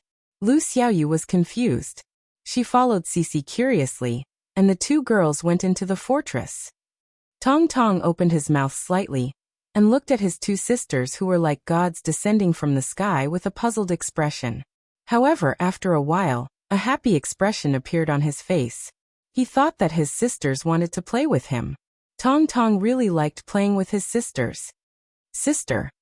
Tong Tong innocently stretched out his little hand. In his hand was the little forklift that he had been playing with earlier. It seemed that he wanted to share his toy with his sisters. Lu Xiaoyu happily took it and said, "Xishi, give me the toy that your brother gave him." However, before Sisi could respond, little Momo crawled towards her again, and waved at Lu Xiaoyu anxiously with ah sounds. "I haven't even warmed it up yet. Are we going back now?" Lu Xiaoyu had no choice but to hand it over. Tong Tong then hugged his little forklift and looked at the young lady with a smile. He was in a good mood. At such a young age he actually knew how to tease his elder sister. However, at this time Xishi did not care about this small interlude. She sat down in front of Tong Tong and got straight to the point. The little girl tugged at her brother's pants. Coincidentally, Tong Tong wasn't wearing diapers. Although she didn't know the reason, it saved Xishi a lot of trouble. She wouldn't think too much about it. "Little Yuer, come and see." Xishi saw the content that she wanted to share with her friends, so she happily turned her head and called out to Lu Xiaoyu. Lu Xiaoyu was extremely curious. She felt that Xishi must have discovered something magical since she was being so mysterious. She leaned over and peeked her head over. Tong Tong had no idea what was going on. He only felt two furry heads pressing against his chest. It was the same feeling he had when he played with Xiao Guai, Xiao Hui and Dodo. He narrowed his eyes and laughed happily. Only two small voices could be heard discussing eagerly. "Xishi, what are you looking at?" Look at my brother's place. Hey, it looks like a little bug. Hee hee, it's not a little bug. It's where my brother pees. Ah. It's magical, isn't it? My papa said that boys and girls are different. She showed off her knowledge. Is that so? It's really magical, right? I'll show it to you. I haven't told anyone else yet. She, can I play with it? There were rustling sounds as if someone had reached out a small hand. No. Fortunately, she stopped her in time. My papa said that I can't touch where boys pee. Is that so? Yes. My papa also said that I can't let anyone touch or look at girls pee. The same goes for boys. Okay. The two little girls chatted endlessly. Tong Tong was a little impatient. Moreover, a few strands of Lu Xiaoyu's hair floated up from her head, tickling his chin. The little guy raised his chubby little hand and pressed Lu Xiaoyu's head. Ouch! Lu Xiaoyu and Shishi cried out at the same time. They both covered their heads and raised their heads. After bending over for so long, the two little girls' faces were a little red and their hair was a little messy. They looked very cute. Shishi complained. Little you, why did you hit my head? I didn't hit you. It was your brother. He pushed my head. Lu Xiaoyu rubbed her forehead. It didn't hurt that much. She was happy. It's all your brother's fault. She wasn't angry. She giggled and reached out to rub Tong Tong's head. Tong Tong seemed to be very happy after the prank. He sat there with his eyes curved into crescents and smiled. Lu Xiaoyu didn't follow Shishi's example and rubbed Tong Tong's head. Instead, she made a face at Tong Tong. Shishi's interest was piqued. She followed Lu Xiaoyu and made a face at her brother. Tong Tong liked to imitate. He tried to imitate them and tried to make faces. However, the little guy couldn't control his facial expression. He couldn't keep one eye open and the other closed. Therefore, Shishi and Lu Xiaoyu found it amusing to see Tong Tong's frown. His eyes were tightly closed, and his little face was wrinkled. Murphy finished setting up the washing machine and came out of the bathroom. When she passed by the living room, she saw Shishi and Lu Xiaoyu sitting in front of Tong Tong. The two girls burst into laughter. Murphy saw the whole scene. She smiled gently and shook her head as she went to find Yang Yi. What's wrong? Are Shishi and her classmates having fun? Yang Yi asked with a smile when he saw Murphy enter the kitchen. He was fiddling with the mold with gloves on. They're having fun. They can't stop laughing. Murphy laughed. And you don't know. Shishi even took the initiative to bring her classmates to play with Momo. Really? Don't they find Tong Tong boring? Yang Yi asked in surprise. I don't know. I also think it's amazing. But it's good. The older sister likes to play with the younger brother, so she won't bully him. Mo Fei was a little touched and said, the two children have a very close family relationship. I hope to see this the most. Murphy didn't know that while she was feeling touched, Shishi and Lu Xiaoyu had already jumped out of the fortress. The two girls didn't continue to make funny faces with Tong Tong. Just now, Lu Xiaoyu said that she was interested in Shishi's dolls, so Shishi took her upstairs to see them. Let me tell you, I saw a very big giraffe in Australia. But it wasn't a real giraffe. It was also a doll, but it was as big as a real giraffe. On the stairs, Shishi excitedly gestured with Lu Xiaoyu. But my papa didn't buy it for me. He said we couldn't get it back. Lu Xiaoyu's eyes were filled with regret. She also wanted to know what a giraffe doll that looked like a real giraffe looked like.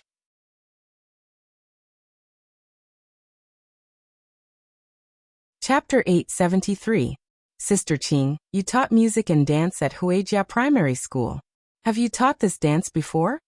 In a tea house in Rivertown's Binhai district, Xia Suqing was drinking tea and chatting with a few of her best friends.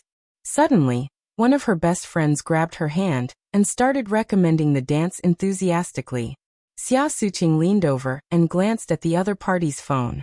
On the screen, there were two girls in hot pants dancing the Seve Shuffle dance. However, Xia Suqing was just an ordinary music teacher.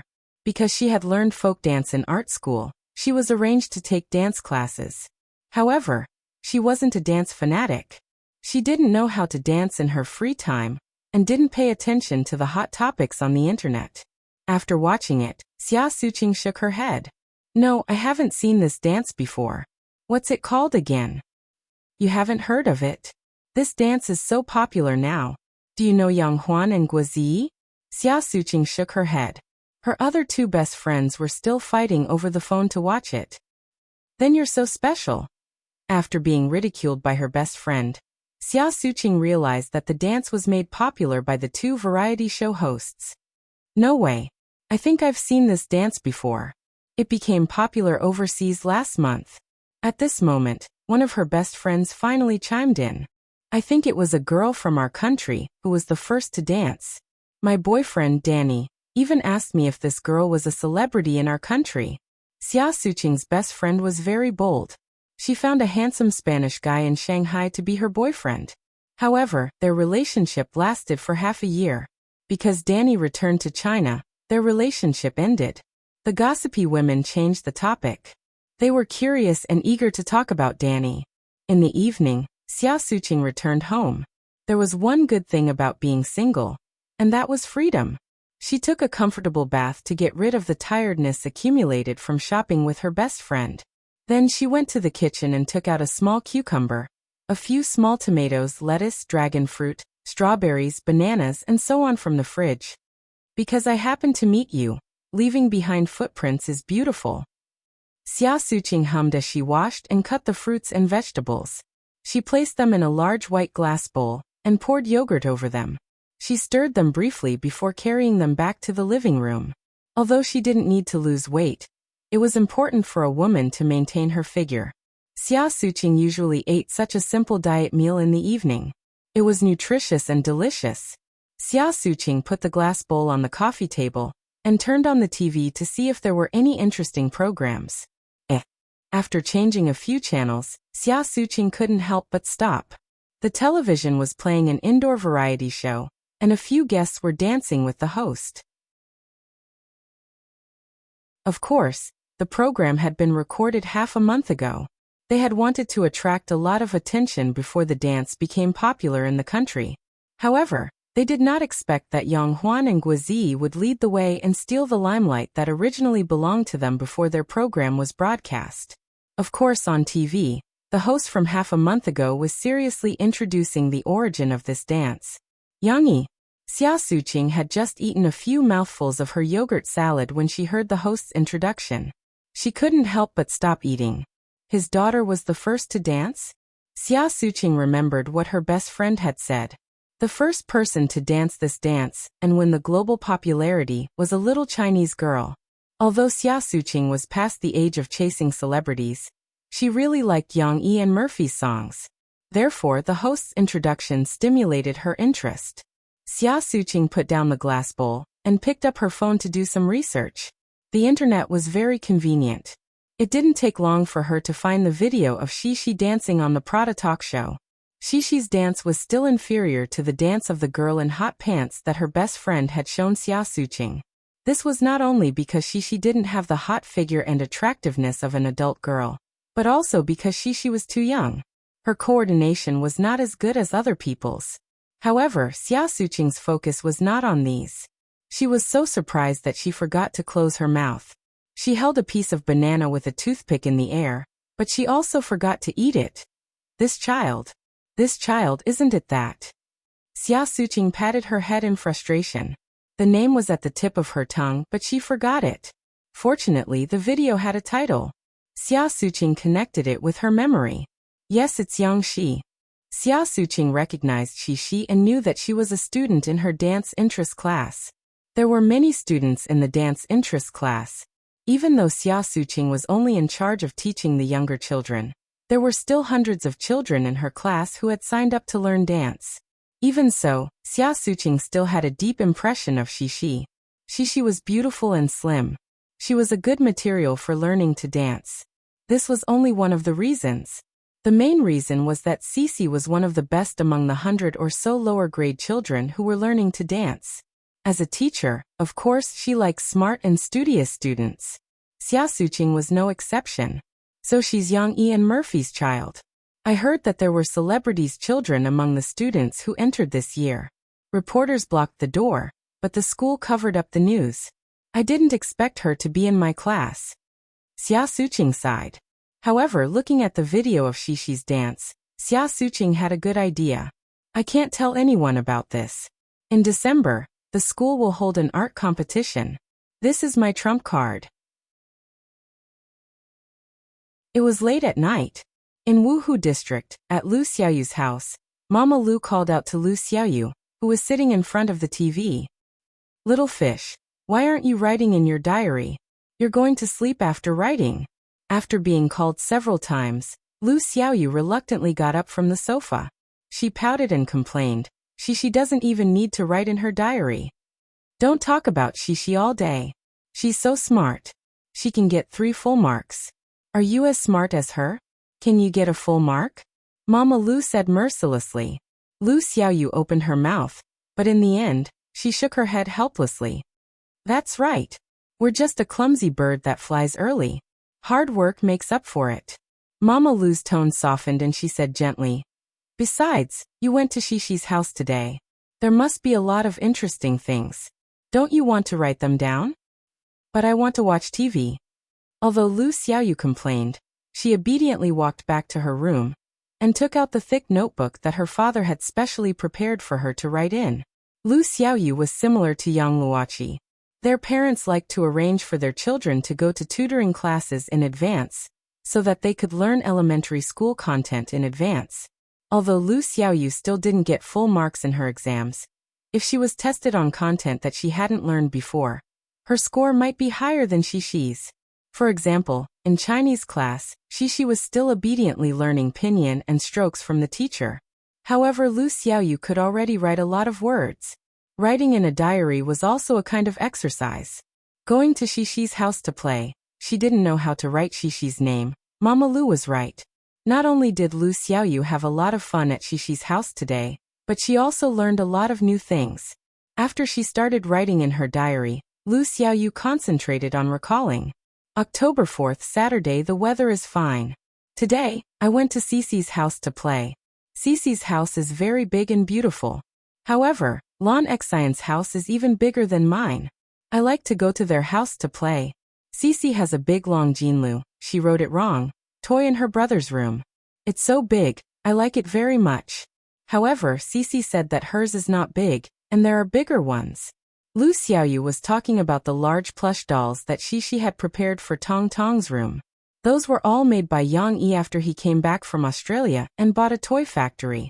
Of course, the most important thing was to make those fairy tale-like accessories and sell them on the Sahara online mall. However, Yang Yi didn't forget his promise to Shishi. He made many large plush dolls for her, including a giraffe. However, because the warehouse at home wasn't as big as other people's, the giraffe plush doll had shrunk a lot.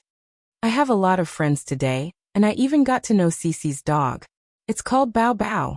I'm so happy. The first grade girl's diary wasn't long. There were only a few lines of words, and there wasn't even any substantial content. However, after she finished writing, Lu Xiaoyu was very satisfied. She felt that she had recorded all the happy memories of today in these few lines of words. It seems like something is missing, but it doesn't matter.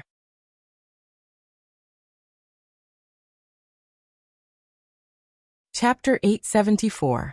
Shishi had a lot of fun with her friends on Saturday. They went from Yang Yi's villa to Lon Xian's villa, and their laughter filled the entire villa area. However, happy times were always short-lived. On Sunday, Shishi was bored again. Because her parents were busy recording songs, she could only follow them to the studio. Moreover, she had to take care of her little brother. Auntie Shawan and Sister Ai are taking care of my little brother. Shishi said unhappily. Papa, can I go in and play with you? This is a job, not a game. Mo Fei said seriously. Tong Tong was restricted from entering the recording studio by Murphy, because he was too noisy. At this time, the baby was at the important stage of babbling and learning to speak. Of course, Tong Tong could not speak a lot. He could only use some common titles and simple words such as no and give.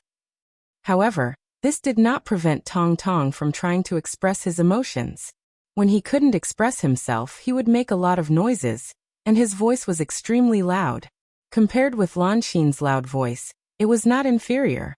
Mo Fei was usually very happy, thinking that little Wanwan was the successor of her good voice. What was more interesting was that not only could Tong Tong chat with the adults and talk to himself, he could also chat happily with the cats and dogs at home. When Steamed Bun played with him, he would imitate Steamed Bun and bark. When Little Guai was bored, he flipped through Tong Tong's sign. When Little Guai was willing to play with him, Tong Tong would happily imitate him and bark. Although he was not very good at it, it could be seen that he was trying his best to bark. Of course, Little Guai would look at him with disdain, as if he was looking at an idiot. However, Tong Tong was still noisy.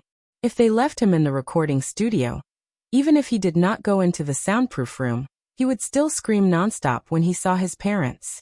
Yang Yi and Murphy would not be able to concentrate on their work. He could only ask Mo Xiaowan to take care of him outside. Fortunately, Tong Tong would not stick to his parents when he was playing with friends. Yang Yi patted Xishi's shoulder and said with a smile, "Well, let's do it this way. If you can take good care of your brother in the morning, Dad will allow you to go inside in the afternoon and observe Mom's work, okay? Of course, you have to be quiet. You can't talk and disturb your mother." Xishi pouted, thought for a moment, and said, "But I can also be inside now. I won't talk." Yang Yi did not believe that Xishi would be able to hold herself back from talking. Even the promise he made before was just a reward to encourage Xishi to accompany her brother and reduce the burden on their parents. However, Yang Yi did not expect that Xishi would be so smart to be able to catch his flaw. "Not now. Little brother is playing outside by himself and is a little scared. He needs you to accompany him." "Xishi, you have already grown up. You can also help Mom and Dad with some things," Yang Yi said gently. "Are you willing to help Mom and Dad?" "I am willing." Xishi hesitated for a moment, then twisted her waist and said reluctantly, "Then help Mom and Dad take care of Mommy. If you can take good care of your brother, Dad can take some time out in the afternoon to teach you how to use the keyboard to make music, okay?" Yang Yi used a different method to reward her. "Is it inside?" Xishi's eyes lit up. She felt that the equipment was very fun, but her father did not allow her to touch it. "Of course." Yang Yi nodded. He would follow up on Murphy's recording work in the morning, and in the afternoon, he could basically hand it over to Jean Yingming, and he could go to another recording studio to play with Cece. At that time, he could even bring little Momo in. "Okay then. I will play with my brother." Xishi readily agreed this time. While Yang Yi and Murphy were busy in the recording studio, at the scene of Shanghai TV station's Music Power Ranking program, more than 10 singers who released new songs in October were nervously preparing backstage. Such a ranking program was broadcasted live. Such fierce competition was also a test of the singers' live singing skills. It was clear at a glance who sang well and who sang badly. Suddenly, there was a commotion at the backstage entrance. The singers all turned their heads to look. The person who came was Chen Yijie. Chen Yijie released his first pure Mandarin album in October. Since he had officially entered the Chinese music industry, he naturally had to participate in the ranking programs of the major TV stations to gain more exposure and honor for his songs. For this Mandarin album, Chen Yijie and Tianxiang Records were not allowed to fail. Even if Chen Yijie was a heavenly king in Harbor City and one of the famous coaches of China's The Voice, he still had to put down his pride and give it his all. He had to strive for a dazzling result on his debut album. But Chen Yijie's arrival, in the eyes of this group of singers, was no doubt a giant crocodile breaking into a fish pond. It was not to say that there were no top singers in the Chinese music industry who could compete with Chen Yijie. On the contrary, there were quite a number of S-list singers in the Chinese music industry. There were even some whose singing skills were not inferior to Chen Yijie's. Take Murphy for example. Although she was the weakest and least experienced among these singers, if they were to really compare, her singing skills were definitely comparable to Chen Yijie's. Not to mention Yang Yi, who was a hidden master who did not give himself any results. But among the singers who released their new songs or albums in October, among those who were able to come to the Chinese Music Power Chart today, there was really no one who had the confidence to beat Chen Yijie. However, although Chen Yijie's arrival caused a commotion and discussion, he did not make a big show of it. Chun Ijia only brought along his 2 assistants. He even smiled and greeted the staff and singers along the way. Eason, you're so unkind. You're already a coach, yet you're still here to compete with us small singers. A coquettish laughter sounded abruptly from the side. It was Lee Man Man. In the end, she still chose to release her new album in advance. She did not want to delay it again and again, but she also did not dare to go head-to-head with Murphy, who had Yang Yi's protection. In the end, she braced herself and went head-to-head with Chun Ijia. Of course, she chose to compete with Chun Ijia because she had prepared a backup plan. But this backup plan was not to be used today. Lee Man Man tried to avoid Chun Ijia to participate in the chart show.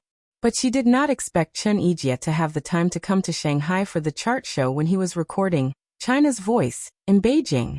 Now Lee Man Man's heart was particularly unhappy, and even a little angry, but her face was still piled with a kind smile. Everything showed that she was just joking with Chun Ijia, and also trying to use her beauty to get closer to Chun Ijia. Lee Man Man would not go around making enemies. She was best at putting on a show. If she could numb her opponent, that would be the best. After entering the industry, every singer is actually the same. There is no distinction between big and small. Chun Ijia said modestly in his Mandarin, which was still very common even though he had been trained. And every time I release a new song, it's a challenge. I also hope to win the recognition of the audience through the show and prove my strength. Haha, Eason, you're too humble. Your ability is obvious to everyone. No matter what song you sing, it will be very good. Why do you still need to prove yourself? Lee Man Man smiled. Of course. It's my first time participating in a chart show in China. I don't have much experience, so I'm still a newcomer. I hope everyone can give me more advice. Chun Ijia said seriously. Oh right, I haven't asked yet. How should I address you? Lee Man Man's smile froze.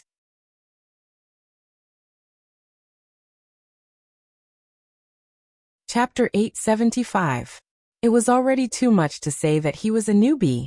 Lee Man Man couldn't imagine that Chun Ijia didn't know her. Was she already past her prime?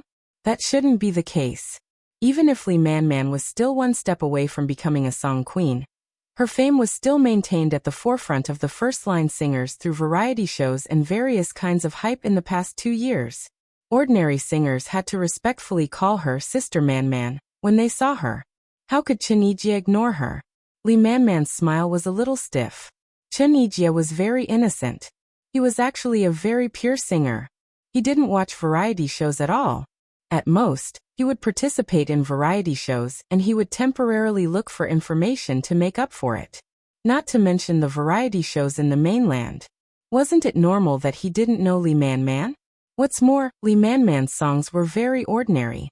There was nothing special about her singing. Chun Ijia had no reason to pay attention to her. But he was still very modest. He thought that Lee Man Man was an ordinary star in the mainland. Since she took the initiative to greet him, Chun Ijia was still very willing to communicate with her to understand the mainland music industry and the hidden rules of this chart show. Asking her name was just a polite way of doing things. After all, Lee Man Man was still shrewd. She chuckled, pretended not to care, and introduced herself to Chun Ijia. She chatted with Chun Ijia for a while. When she saw that Chun Ijia was ready to put on makeup and wait for the stage, she hurriedly asked, Eason, can you tell me which song you're going to play today? This wasn't a secret. Chun Ijia answered sincerely, because my schedule is tight, I can't participate in all the chart shows for the whole month. I can only choose a few songs to play. Today's song is also the theme song of my album, 10 Years. More than half an hour later, Lee Man Man, who had finished singing her new song, returned to the lounge. She didn't want to squeeze with the other singers to watch the show, but she still couldn't help but ask her assistant to turn on the TV in the lounge. She wanted to see her opponent, especially Chun Ijia's performance. Not long after, the host introduced Chun Ijia, who was the finale of today's show. Today, Chun Ijia will bring us his new song, 10 Years, which was created by Yang Yi and has the same name as the album. Yang Yi again. Although Lee Man Man already knew that this song was written by Yang Yi, when she heard the name from the host's mouth, her eyes suddenly became bitter, as if Yang Yi owed her hundreds of millions. Chun Ijia's appearance triggered a tsunami of cheers from the audience. After all, it was Chun Ijia. Even if he was a singer from Harbor City, his popularity in the mainland still made Lee Man jealous. The accompaniment of 10 years was a simple and gentle piano piece.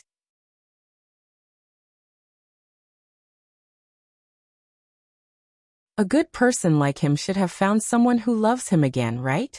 Perhaps he has already married and had a child. Lee Man secretly thought. After leaving her hometown, Lee Man never contacted him again. She also didn't inquire about him from her classmates. For 10 years, Lee Man thought of him for the first time. After all, first love was a louse that couldn't be removed from the heart.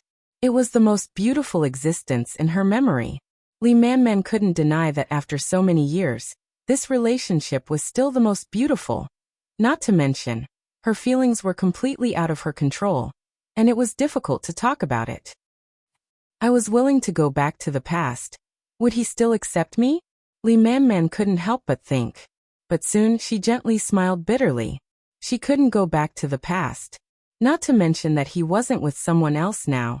Lee Man wasn't the same as before. Her vision was a lot higher, and he wasn't a handsome guy. Compared to those little fresh meat in the entertainment circle, he was a bit too old-fashioned. Her thoughts were pulled a little far away. When Lee Man came back to her senses, Chun Ijia had just finished singing, and the audience under the stage began to cheer again. Lee Man kicked away the topic of love, and her eyes became cold again. She looked at the TV and saw that Chun Ijia was receiving more enthusiastic feedback than her own. Her heart was helpless and unwilling. This competition, I'll let you win, but I'll get back at you. Lee Man gnashed her teeth and thought.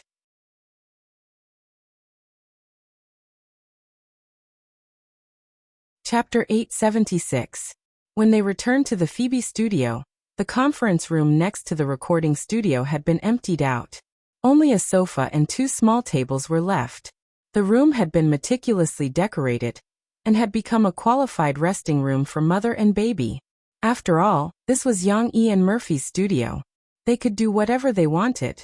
Since it was Sunday, most of the staff did not have to go to work. Only a few public relations department staff were on duty. Since they had nothing important to do, they came to play with Xi and Tong Tong. A few uncles and aunties came one after another, and left a lot of snacks for Xi.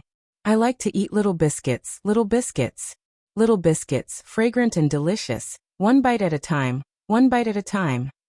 Xi hummed a song she made up as she tore open a bag of colorful soft candies. She had just eaten the biscuits and now she was singing new lyrics. I also like to eat little sweets, little biscuits. Little sweets are delicious too, soft and delicious. Xiao Ai and Mo Xiaowan looked at each other and snickered. They continued to quietly watch Xi's performance. As Cici sang, she was about to use her slender little fingers to pinch a light pink soft candy and stuff it into her mouth. However, she seemed to have sensed something. She turned her head and looked at her younger brother who was looking at her eagerly from the side. Tong Tong did not know if he was attracted by his sister's singing, or the way she was happily munching on the snacks. He stared at his sister in a daze and did not blink for a long time. Xi took good care of her little brother. When she saw Tong Tong staring at her, she reached out her hand and shook the soft candy that she was about to stuff into her mouth. She asked, "Little brother, do you want to eat this?" Little Momo could understand such simple words, and even if he didn't understand, he could analyze it from his sister's actions. Immediately, his eyes lit up, and he clapped his little hands happily. His body shook on the ground, and he cried out in a childish voice, "Here, here." Xi reached out her hand but was stopped halfway by Xiao Ai. Xiao Ai stopped her and said, "Xi, you can't give this to your brother. He won't eat it. He will choke." Xi blinked her big eyes. She hesitated for a moment before she retracted her hand and said, "Okay, I'll eat it myself." Tong Tong's gaze moved from his sister's hand to her mouth. The soft candy was right in front of him, but his sister ate it. Tong was about to drool when he suddenly became anxious. How could he not be anxious when the duck in his mouth flew away? Even more infuriating was when Tong Tong saw that his sister was not satisfied after eating one soft candy. She picked up another one, pinched it, and stuffed it into her mouth.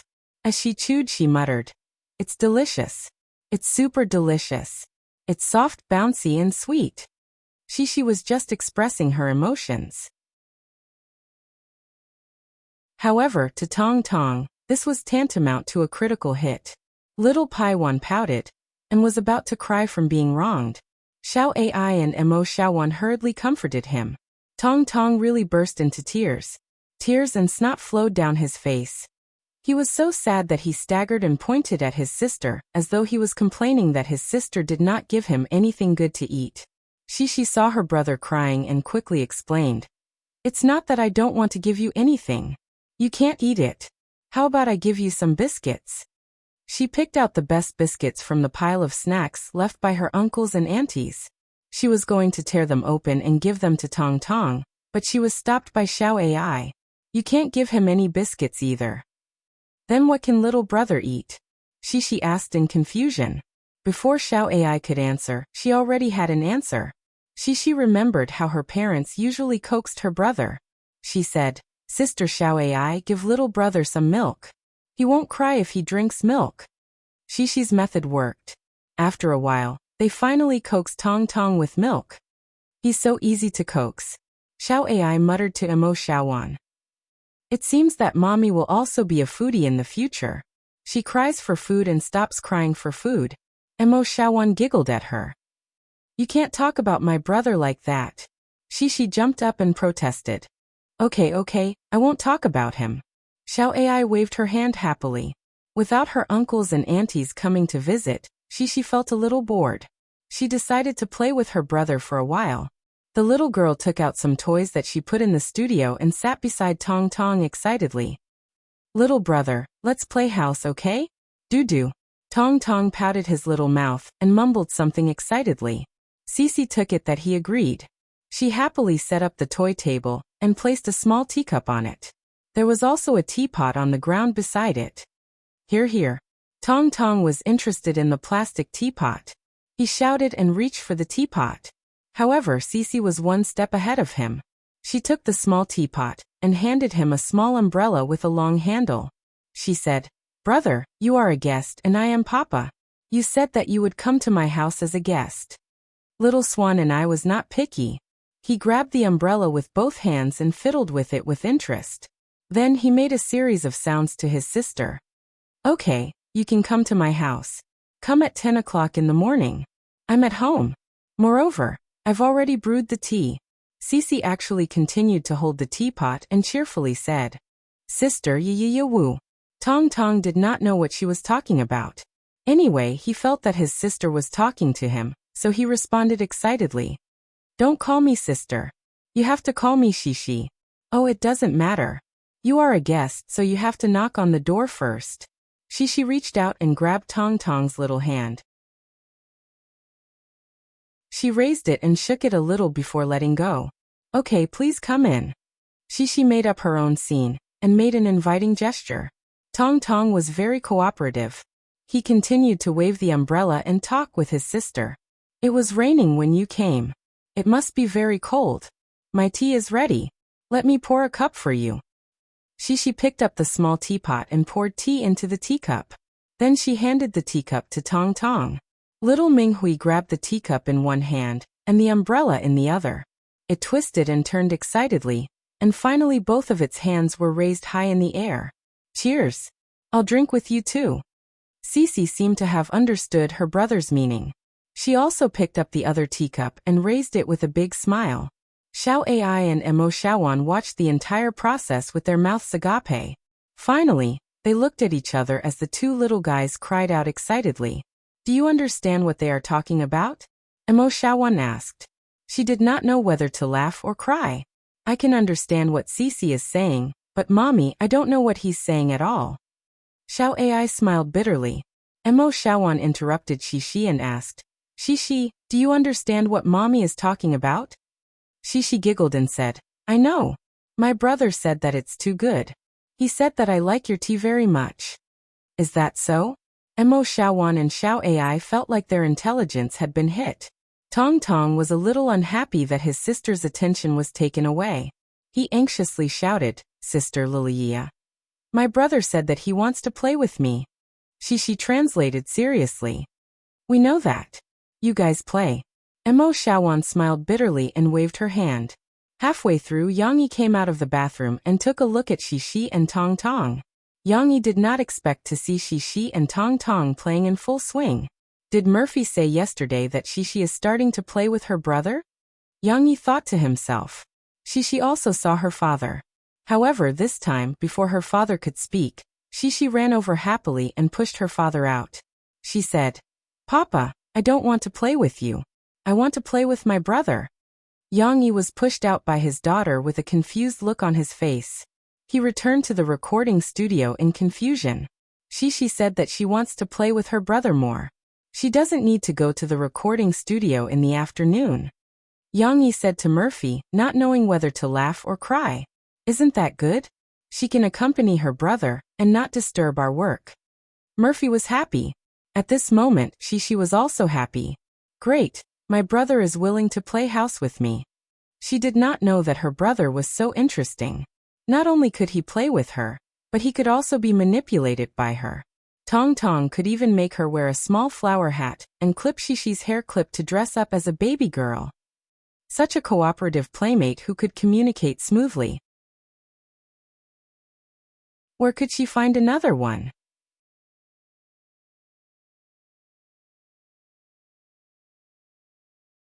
Chapter 877. On Monday, Shishi went to school. As soon as she sat down, Lu Xiaoyu couldn't wait to say to Shishi, Shishi, you're so amazing. I didn't even know. Shishi blinked her eyes in confusion. What are you talking about? In the past, I only told my dad and mom that your grades were very good. Then yesterday, my mom showed me and said that you were very amazing. You even acted in a movie and could dance very well. Lu Xiaoyu tried hard to organize her words. However, with her limited vocabulary, it was still difficult to describe the surprise and admiration she felt when she watched Shishi's videos. Shishi frowned, tilted her head and thought for a while, then said, But I told you all about it. Really? When? Lu Xiaoyu asked with some surprise. Really? Shishi nodded firmly and said, It was the second day after we came to school. I told you that I could act in movies, dance, sing, and draw. You also said that I was very amazing. Shishi's excellent memory was reflected at this moment. This matter did happen, but Lu Xiaoyu completely forgot about it that day. She only remembered that she made an interesting new friend. Lu Xiaoyu pouted. Okay, then I don't remember. But I think you're very amazing. In the movie you acted in, you didn't like to talk. Lu Xiaoyu didn't take the matter that she forgot to heart. She excitedly continued to chat with Shishi. But you didn't like to talk. My mom also asked me if you didn't like to talk. Hee. Shishi also smiled at her deskmate.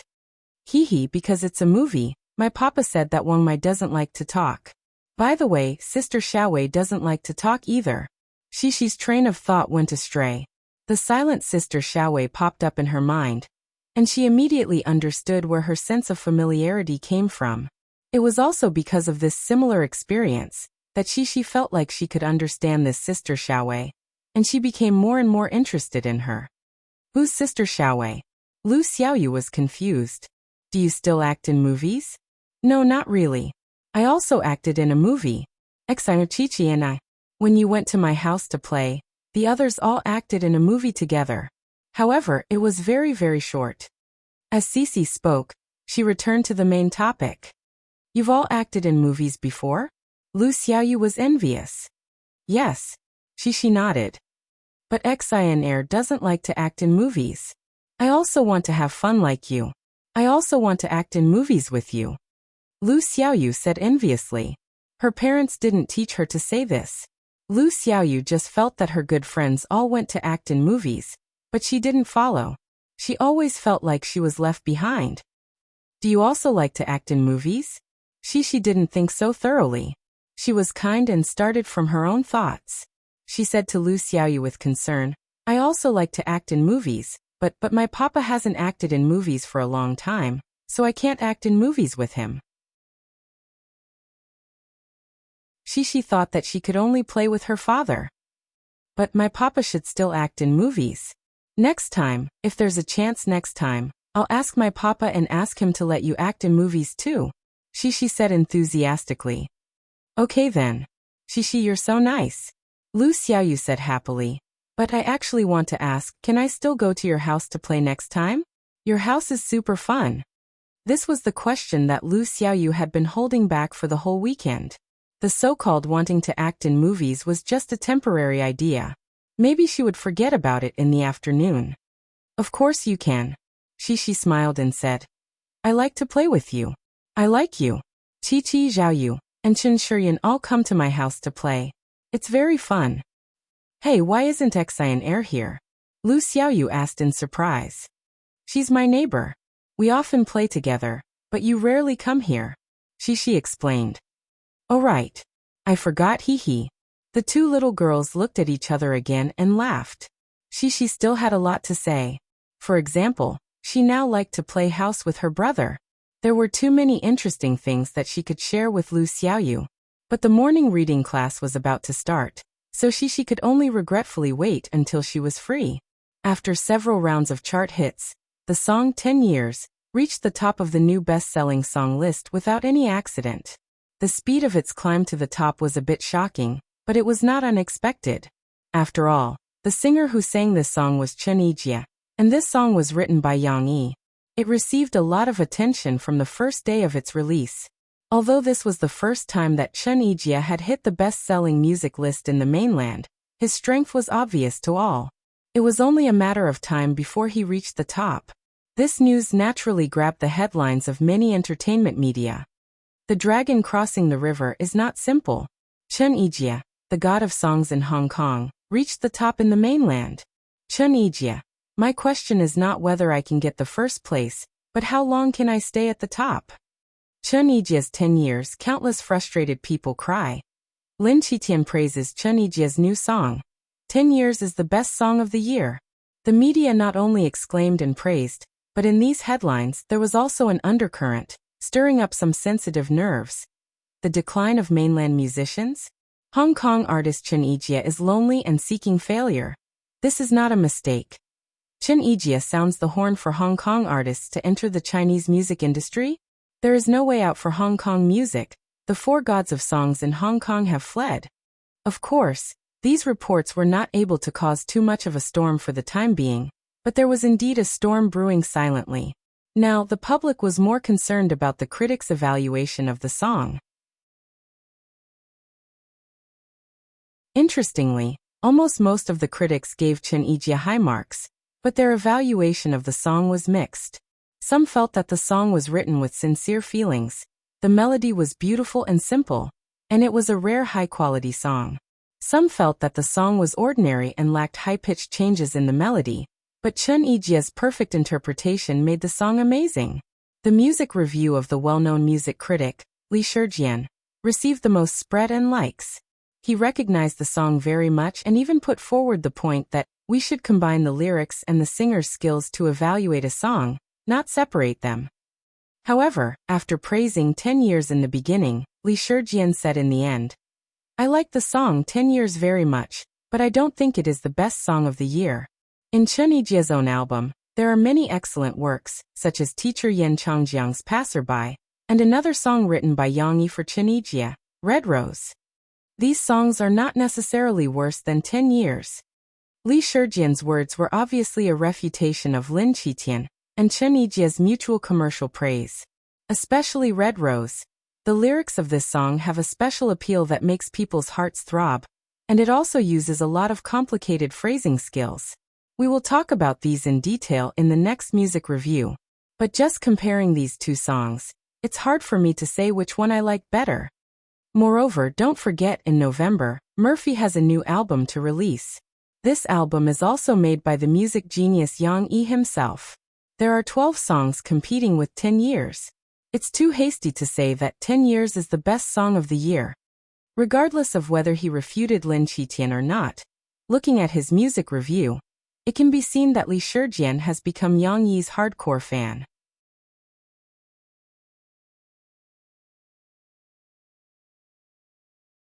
Chapter 878. There was a dance class on Tuesday afternoon. She carried her little dancing shoes and walked briskly to the student art center for class. After greeting a few familiar friends, Shi and Yang Luoqi gathered together. The two girls whispered to each other as they changed their shoes. At this time, Xia Suqing, the teacher of the lower grade dance class, walked in. "Hello, teacher." There were still many polite children who greeted her one after another. "Hello, change your shoes first and put your things away. There's no rush. Class hasn't started yet." Xia Suqing comforted the nervous children. She looked around and found Shi in the crowd. "Young Shi, please come out with the teacher for a moment." Xia Suqing smiled and waved at Shi. "The teacher is calling me." Shi and Yang Luoqi looked at each other in surprise and quickly followed the teacher's footsteps. Xia Suqing brought Shi to her office. At this time, there were no teachers left in the office. They either went to class or had already gone back early. Therefore, Xia Suqing had no scruples. She smiled and said, "Young Shi, the teacher didn't know that you had learned to dance before, and you dance very well. No wonder your comprehension was so high when you learned folk dance from the teacher."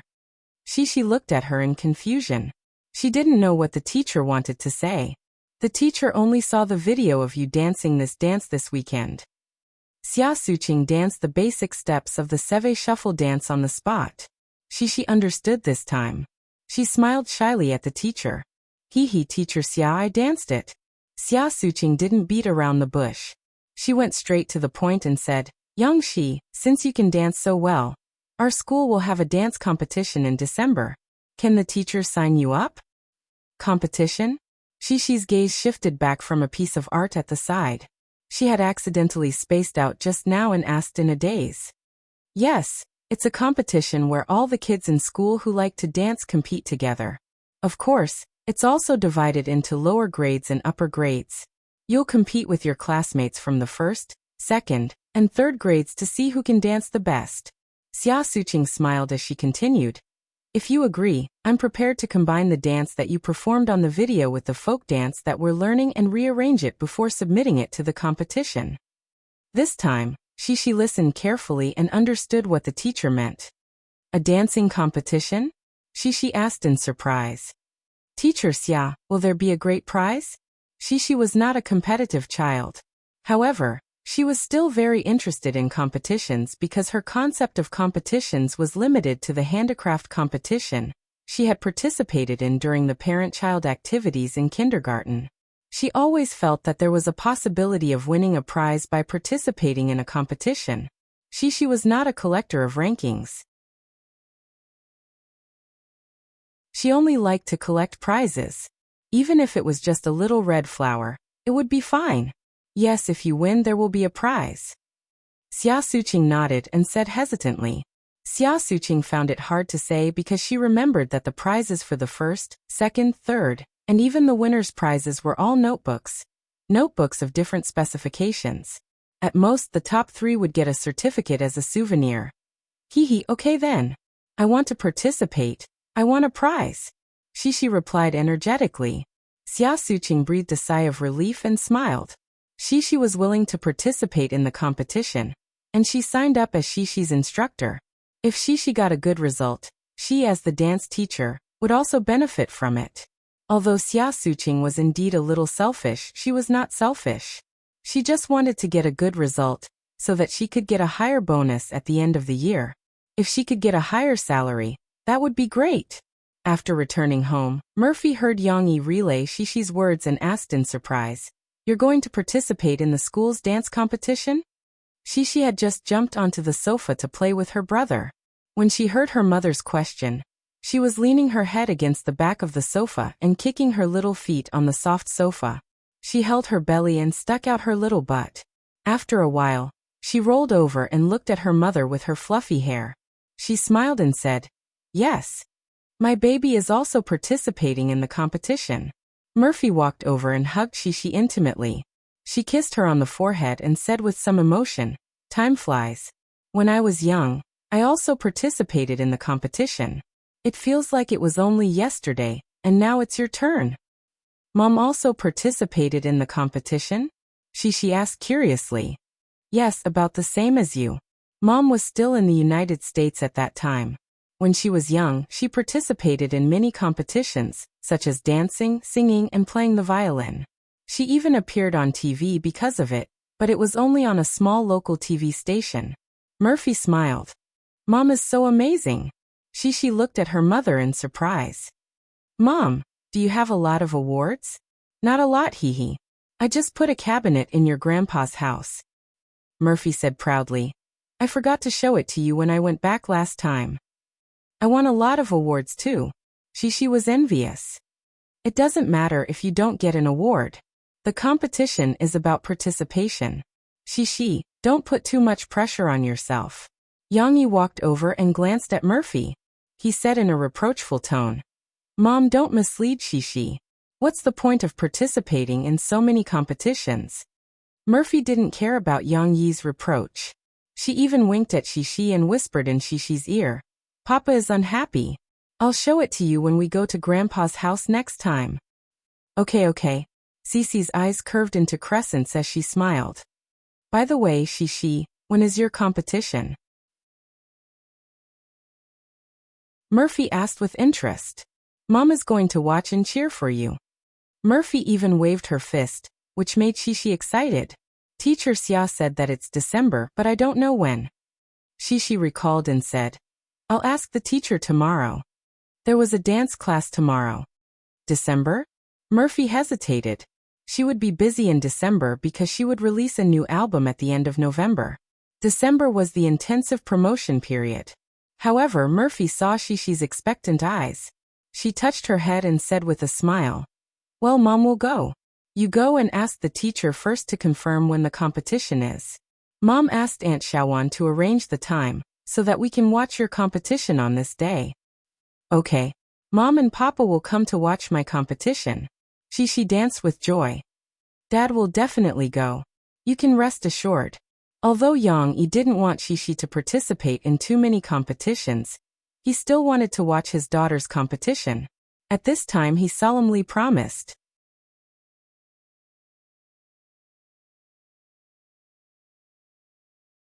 Chapter 879. The next time Shi saw Yu Xiaowei was on a Friday afternoon, 2 weeks later. She and Lan Xian went to a reading class. Teacher Lai, who taught them reading class, brought Yu Xiaowei to the classroom. Teacher Lai introduced Yu Xiaowei.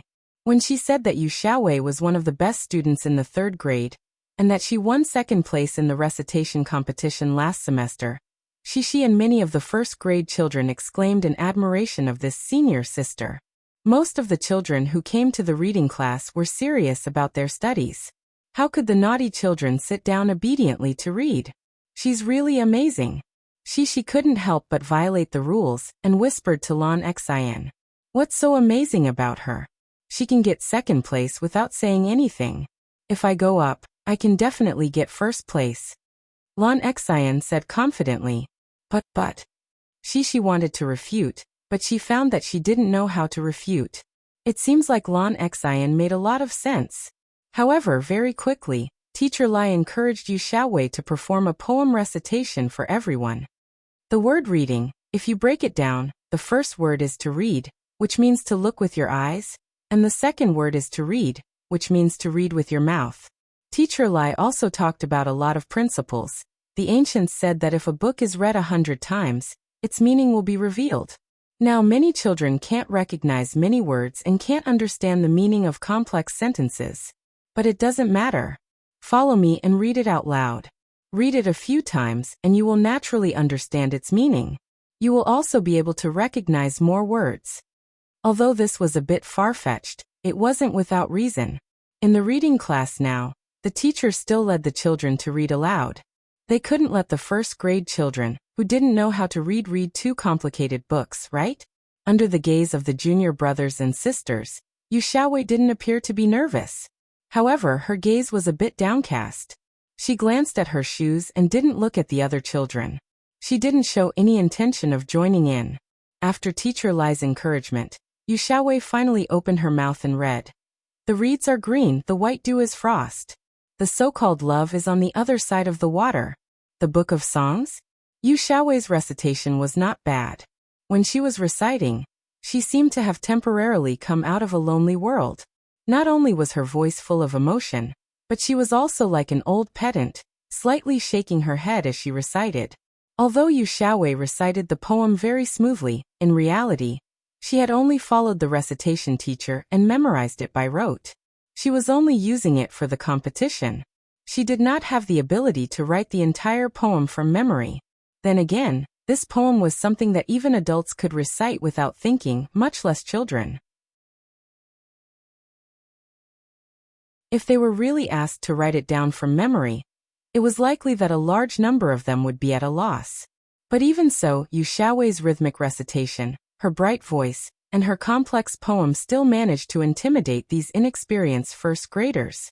It was as if someone had suddenly started talking about the 8 trigrams in front of us, who were illiterate. Amazing! This time, not only Shishi, but even Lan Xian could not help but sigh. Her round eyes were wide open as she looked at Yu Xiaowei on stage. Lan Xian seemed to be in disbelief that the person reciting the poem in front of her was the weak girl that she had knocked down previously. This serious recitation of the poem was still very loud. But why was it that when she was reciting, it was like a gentle breeze and drizzle, making it almost impossible to feel her presence? However, after the poem was recited, Yu Xiaowei returned to her previous sluggish state. Her 2 small hands were intertwined in front of her as her head drooped. She did not know what to do next. This was the Yu Xiaowei that Lan Xian knew. However, Shishi's attention was not on this. She had been listening to Yu Xiaowei reciting the poem seriously. Although she could not understand it, she could still feel the beauty of the poem. When it was recited, the rhythm was just like a beautiful song with a beautiful melody. Xian air, do you know what Sister Xiaowei is reciting? Shishi could not help but whisper again. But it was obvious that she could not get an answer from Lan Xian. Lan Xian's perplexed eyes had already explained everything. What made Shishi unbearable was that Teacher Lai did not explain the meaning of the poem to them. She let Yu Xiaowei sit in the empty seat below and join the other juniors for a first-grade reading class. Was the poem that student Yu Xiaowei recited nice? That's right. When we read out articles, we should also learn from her.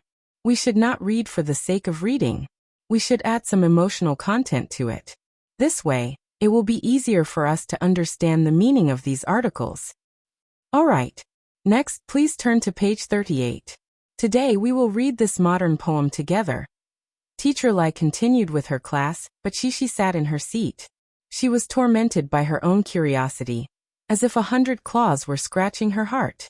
This was the first time she had encountered such a situation. She liked this poem when she heard it, but the teacher did not tell her the meaning. If other children did not understand, then they did not understand and did not mind. But Shishi was different. In the past at home, her father would patiently answer all her questions. Her thirst for knowledge would always be satisfied. Now that it was no longer the case, of course she felt uncomfortable. Asking the teacher might be a good choice, but she had to listen to the class obediently and not interrupt the teacher's class. This was against the class discipline. When school started, Teacher Li had told her and the other students about the primary school rules. With great difficulty, Shishi waited until the class ended. The little girl hesitated for a moment, but still mustered her courage and walked up to ask the teacher, "You want to know the meaning of the poem that Yu Xiaowei recited?" Teacher Lai was a little surprised and a little embarrassed as she asked. Actually, at this moment, Teacher Lai was a little guilty. Without any preparation, she really could not recite the meaning of the poem. She might not even be able to recite the whole poem. That's right. Shishi's big eyes were filled with urgent expectation. Luckily, Teacher Lai had her ways. She patted Shishi's shoulder and said gently, "You're still young and don't understand classical Chinese. It's useless for me to tell you now. In the future, when you learn more words in these, you'll be able to understand the meaning of this poem." After saying that, Teacher Lai called the children out of school. This reason seemed to contradict her previous theory of emphasizing on studying more, but Shishi could not find any fault with it. The little girl's eyes revealed a disappointed expression, but when she turned around, she saw Lan Xian and Yu Xiaowei, who was beside Lan Xian. That's right. There's also Sister Xiaowei. Shishi suddenly became happy. In her heart, The senior big sister must know a lot of things.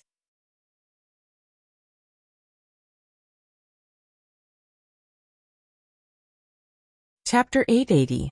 Lan Xian originally didn't like Yu Xiaowei very much, but when she was in class just now, she became very interested in Yu Xiaowei. How can a person who doesn't like to talk be able to study so well? Thus, after class, Lan Xian, who was preparing to go home with Shishi, followed Shishi to the podium. She turned her head in boredom and saw Yu Xiaowei sitting quietly on the side, tidying up her stationery. Her eyes immediately lit up. Lan Xian was still the same as before. She leaned over and asked eagerly, "Sister Xiaowei, how can you study so well? Have you practiced it before?" This kind of enthusiasm scared Yu Xiaowei. When she heard Lan Xian's loud voice, she couldn't help but shrink back. She looked at the other person with some surprise and fear. However, Lan Xian's enthusiastic eyes, chubby figure, and cute face were obviously not lethal. Yu Xiaowei's fear gradually disappeared. Shishi was returning from the teacher's office, disappointed. When she walked over, Lan Xian pouted and complained to her, "Shishi, Sister Xiaowei isn't talking again. She's ignoring me." "Why? Xian, what did you say to Sister Xiaowei?" Shishi asked curiously. I just asked her if she had practiced before." Lan Xian mumbled. "I think she's very good at studying." Shishi turned to look at Yu Xiaowei, then looked at Lan Xian. The little girl thought hard and finally found a reason. She said to Lan Xian, "Then Xian, you haven't introduced yourself yet, right?" "Why should I introduce myself?" Lan Xian asked in confusion. "Because if you don't introduce yourself, how can Sister Xiaowei recognize you? She might not even remember you," Shishi said matter-of-factly. Yu Xiaowei's gaze shifted from Lan Xian's face to Shishi's face. Looking at Shishi's passionate expression, she seemed a little hesitant. "Sister Xiaowei, my name is Shishi, and my name is Yangxi, but you can call me Shishi, and she is Lan Xian. You can also call her Xian. We even knocked you down before. Do you still remember?" Shishi introduced enthusiastically. Yu Xiaowei was not very willing to make new friends. She subconsciously wanted to avoid them. However, looking at Shishi's cute smiling face, she felt embarrassed. "I'll remember that." Yu Xiaowei nodded gently. She moved her body and got up from her seat. She tugged at the hem of her clothes that was hidden under her school uniform jacket. There was an even more beautiful peony flower embroidered on it. She could not help but say, "It's mended here." Lan Xian jumped a step and shouted excitedly, "I remember it too. I even tore your clothes." "Wow, there's also a flower on your clothes." Shishi looked for her clothes and said regretfully, "But I'm not wearing any clothes with flowers on them today." Then, Shishi stretched out her neck to study the flowers on Yu Xiaowei's clothes enviously. She even exclaimed, "Sister Xiaowei, the flowers on your clothes are so beautiful. They're even more beautiful than mine."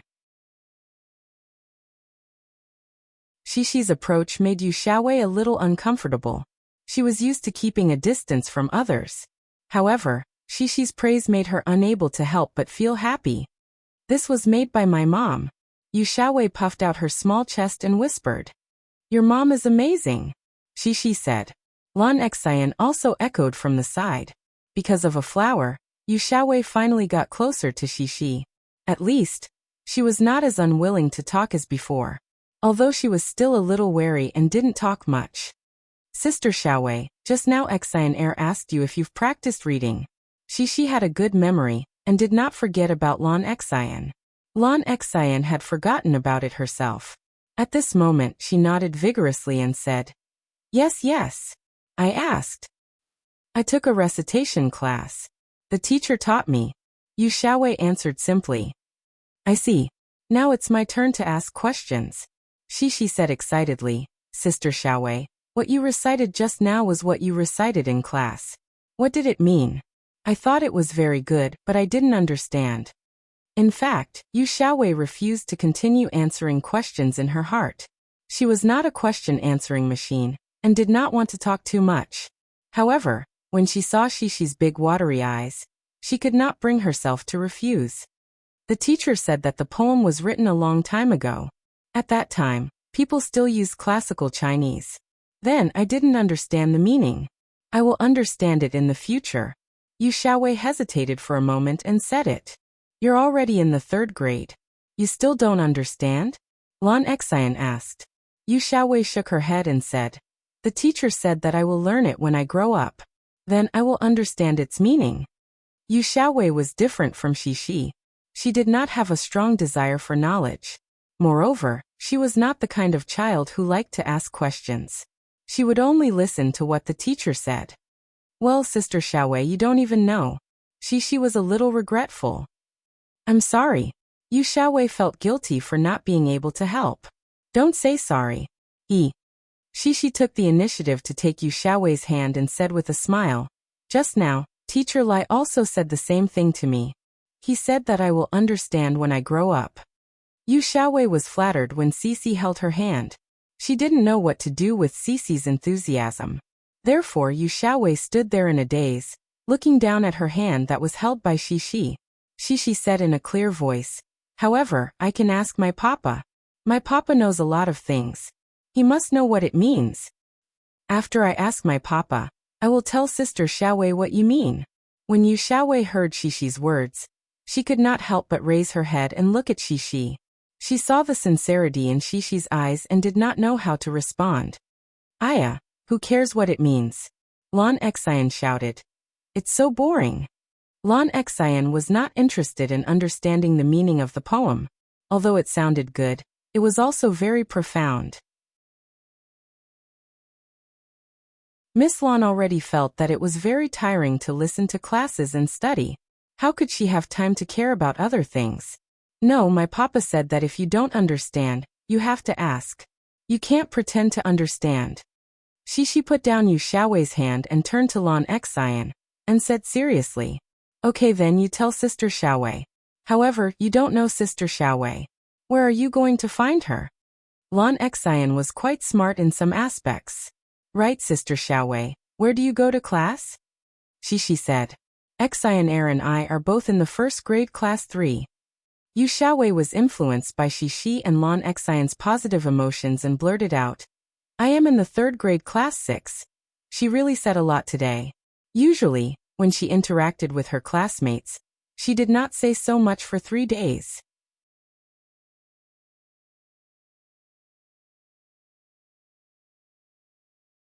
Chapter 881. Yu Xiaowei didn't know how she got out of school. She was a little dizzy from Xixi and Lan Xian's incessant chatter. However, her mood was unprecedentedly good. How could she describe this feeling?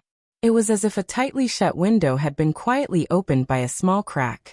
The spring breeze outside the window was cool and refreshing, with a sweet floral scent. Yu Xiaowei definitely couldn't figure it out. However, when her footsteps stopped, she realized that her mother wasn't bringing her to the bus stop. Yu Xiaowei turned her head and looked at her mother in confusion. Yuing also turned her head and looked at her with a smile. She said, Xiaowei, look, Mom bought a car. In front of her, a cream-colored lady's motorcycle was parked by the side of the road. It was brand new, as if the metal frame of the rearview mirror was shiny. The motorcycle wasn't big. After all, it was a lady's motorcycle. It was petite and cute, which was very likable. Yu Xiaowei's face revealed a trace of surprise. She walked forward 2 steps gently, then turned her head and looked at her mother. It seemed that she still couldn't believe it. Yes, this is our car. Yu Ying's tone had a trace of pride. This morning Mom and your grandma went to buy it. We don't have to squeeze in the bus anymore. Yu Ying was indeed a little rich now. The first volume of her Little Bubu's Adventure picture book had been printed and sold to major bookstores and Sahara Online Mall for sale. Of course, she was just as the editor when Xiefeng said earlier. She wasn't as lucky as Tang Nai. When her work was released, the publishing house didn't arrange any press conference for her. However, the story of Little Bubu's Adventure was indeed much more exciting than I Have a Dream. After a week of marketing, Little Bubu's Adventure quietly squeezed into the top 20 children's book sales chart of Sahara Online Mall. This was definitely an excellent result for a newcomer's new work with no experience. With this level of sales, when Xiefeng told Yu Ying that her monthly income would be about 600,000.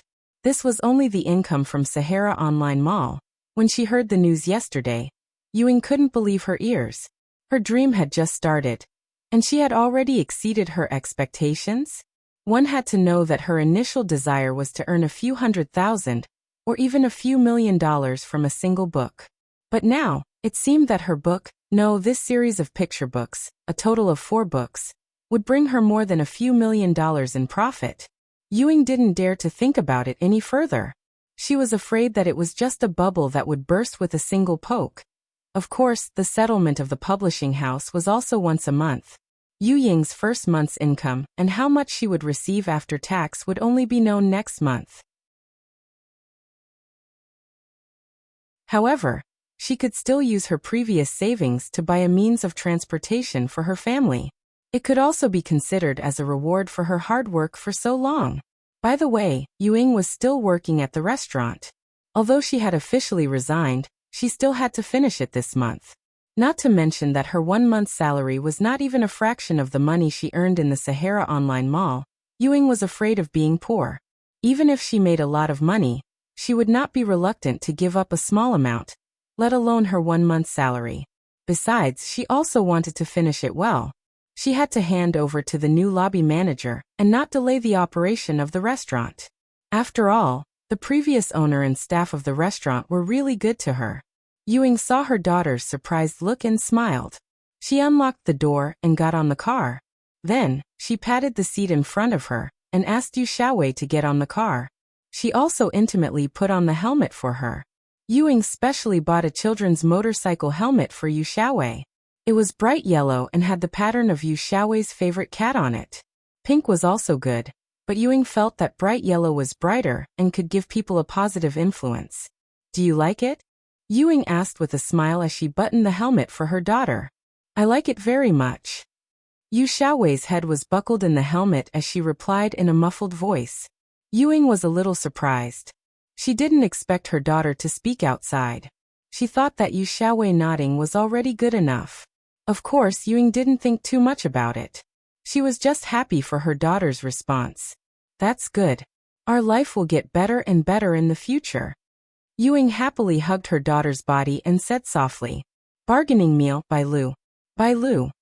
At this moment in Yang Yi's car, Shishi was trying hard to recite the poem that Yu Xiaowei had recited earlier. However, even if Shishi had a good memory, she couldn't remember things that she didn't understand.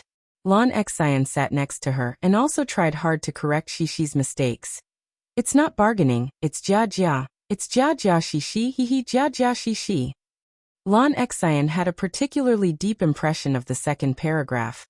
The reeds are luxuriant, because those 2 words sounded more like Shishi's name. "What are you reciting? How can there be a poem like jia jia Shishi?" Murphy was also sitting in the car. Today she recorded the song late. Listening to the description of the 2 little guys, she couldn't help but laugh. "It's Xian Air's fault. I remember that it's bargaining Shishi, not Shishi." Shishi also sat there, and was very happy. "Dad, do you know what it is?" Murphy patted the seat in front of her. Yang Yi drove the car. He also didn't understand. The ancient poems in this world were very different from those in his previous life. Yang Yi had read some of them, but they were far less impressive than those in his previous life. Therefore, he couldn't be sure which one this poem was. "Shishi, can you recite more? The information given now is too little." Yang Yi said. For words in a sentence, Yang Yi felt that this poem was a little strange. Could it be the Book of Songs? Yang Yi knew that among the 4-word poems, the Book of Songs was the most. However, it might not necessarily be the Book of Songs, because in Yang Yi's previous life, before the Tang dynasty, there were many 4-word poems, such as Chow Chow's short song line, "Only Dukong can solve my worries." "Azure collar, my heart is long. Although the turtle lives long, the old steed is still in the saddle, but the ambition is still 1,000 miles away." And some folk songs. After hearing her father's question, Shishi stopped playing with Lan Xian and seriously thought about it. "I don't know, it seems that Sister Xiaowei has recited, Mwei Yi Hu Hu." Shishi didn't know how to pronounce the last 2 words. Because Yu Xiaowei recited 3 words, "On the side of water, on the side of water," and on the plum of water, recited for. Shishi was completely confused. However, she had already given Yang Yi enough information. Yang Yi listened to Shishi's recitation and came to a realization. He laughed. I know the so-called my beloved is on the side of water. The complete version should be, the reeds are green, and the dew is frost. The so-called my beloved is on the side of water. Right. Shishi heard the familiar phrase and happily answered. The little girl saw that her father had finally solved this difficult problem, and was so excited that she danced with joy. There are many more. Lon Xian replied with a serious expression. I was wondering what it was. Just now you were talking about each family and bargaining, so it's the reeds. Murphy laughed. I know this poem too. With that, Murphy recited the poem in its entirety. Under Shishi's surprised and worshipful gaze, Murphy, who stole the limelight, said proudly, Your mom is still very good. She used to recite a lot of poems with your grandfather.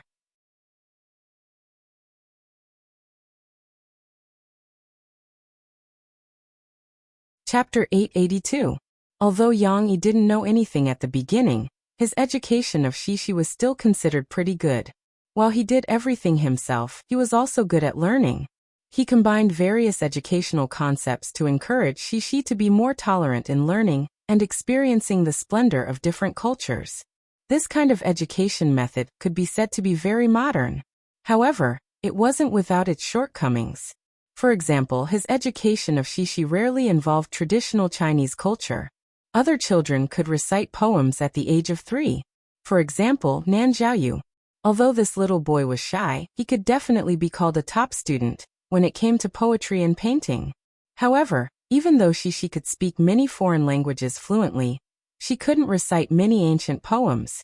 It wasn't that Yang Yi discriminated against traditional Chinese culture. There were many reasons for Shishi's situation. On the one hand, Yang Yi didn't have a deep understanding of this world's traditional Chinese culture. Even if the development of the culture was similar, first poetry, then lyrics, then music, and finally 100 schools of thought, Yang Yi almost couldn't recognize the works after the Three Kingdoms. He didn't even have the confidence to understand them, so how could he use them to teach Shishi? Of course, this reason didn't have a deep impact.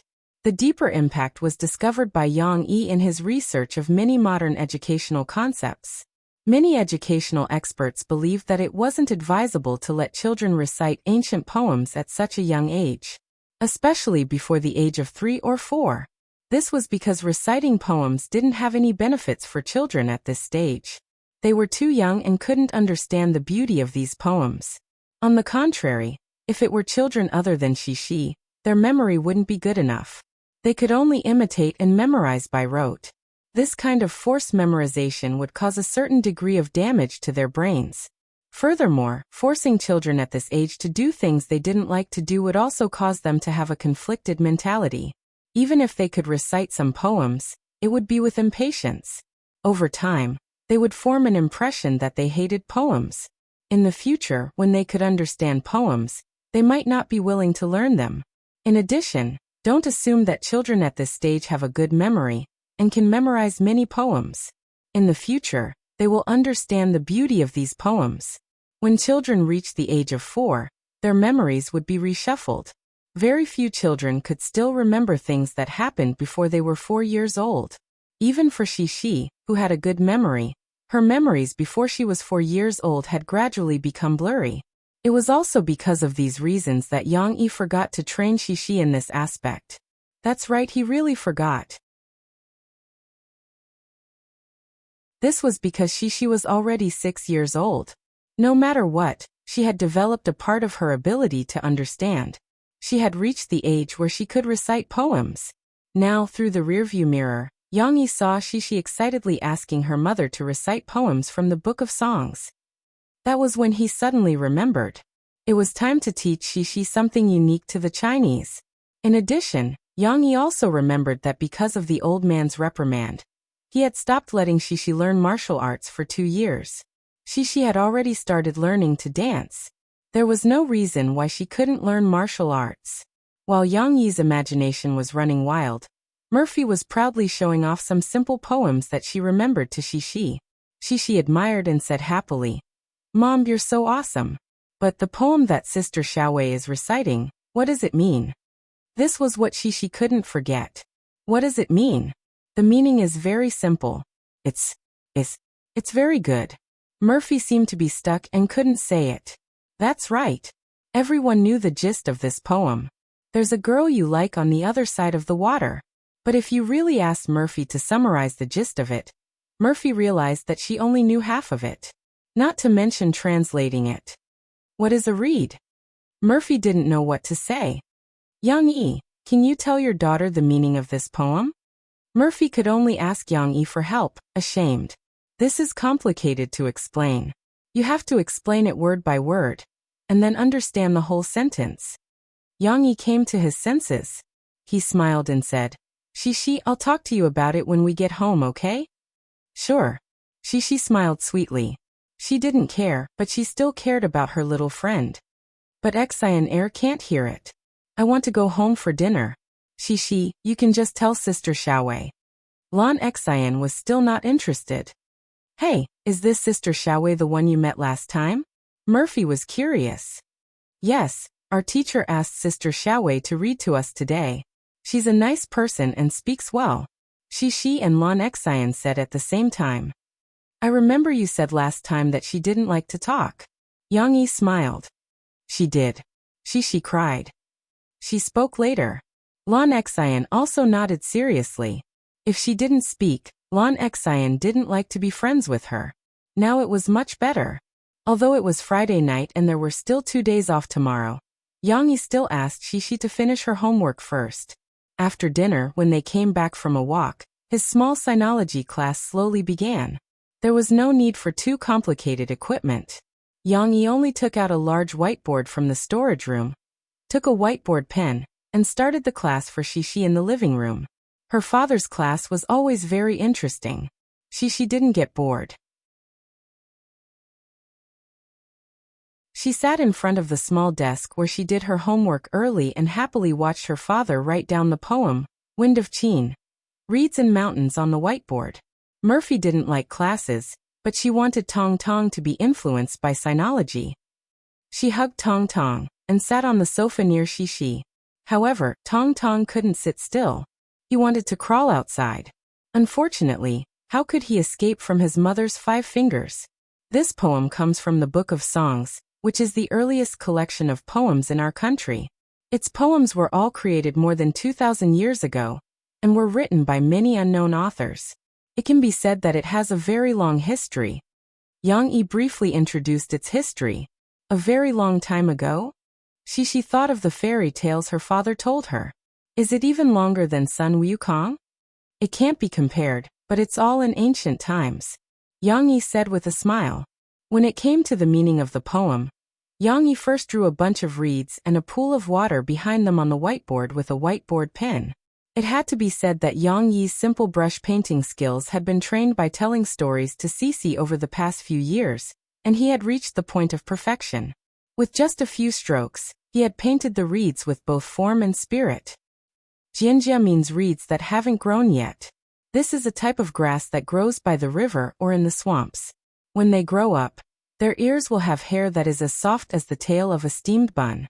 Yang Yi tried his best to make it more vivid, so that it would be easier for Shishi to accept. Actually, these few lines, Jianjia green, Jianjia green, Jianjia green, Jianjia green, Jianjia green, all express the same meaning.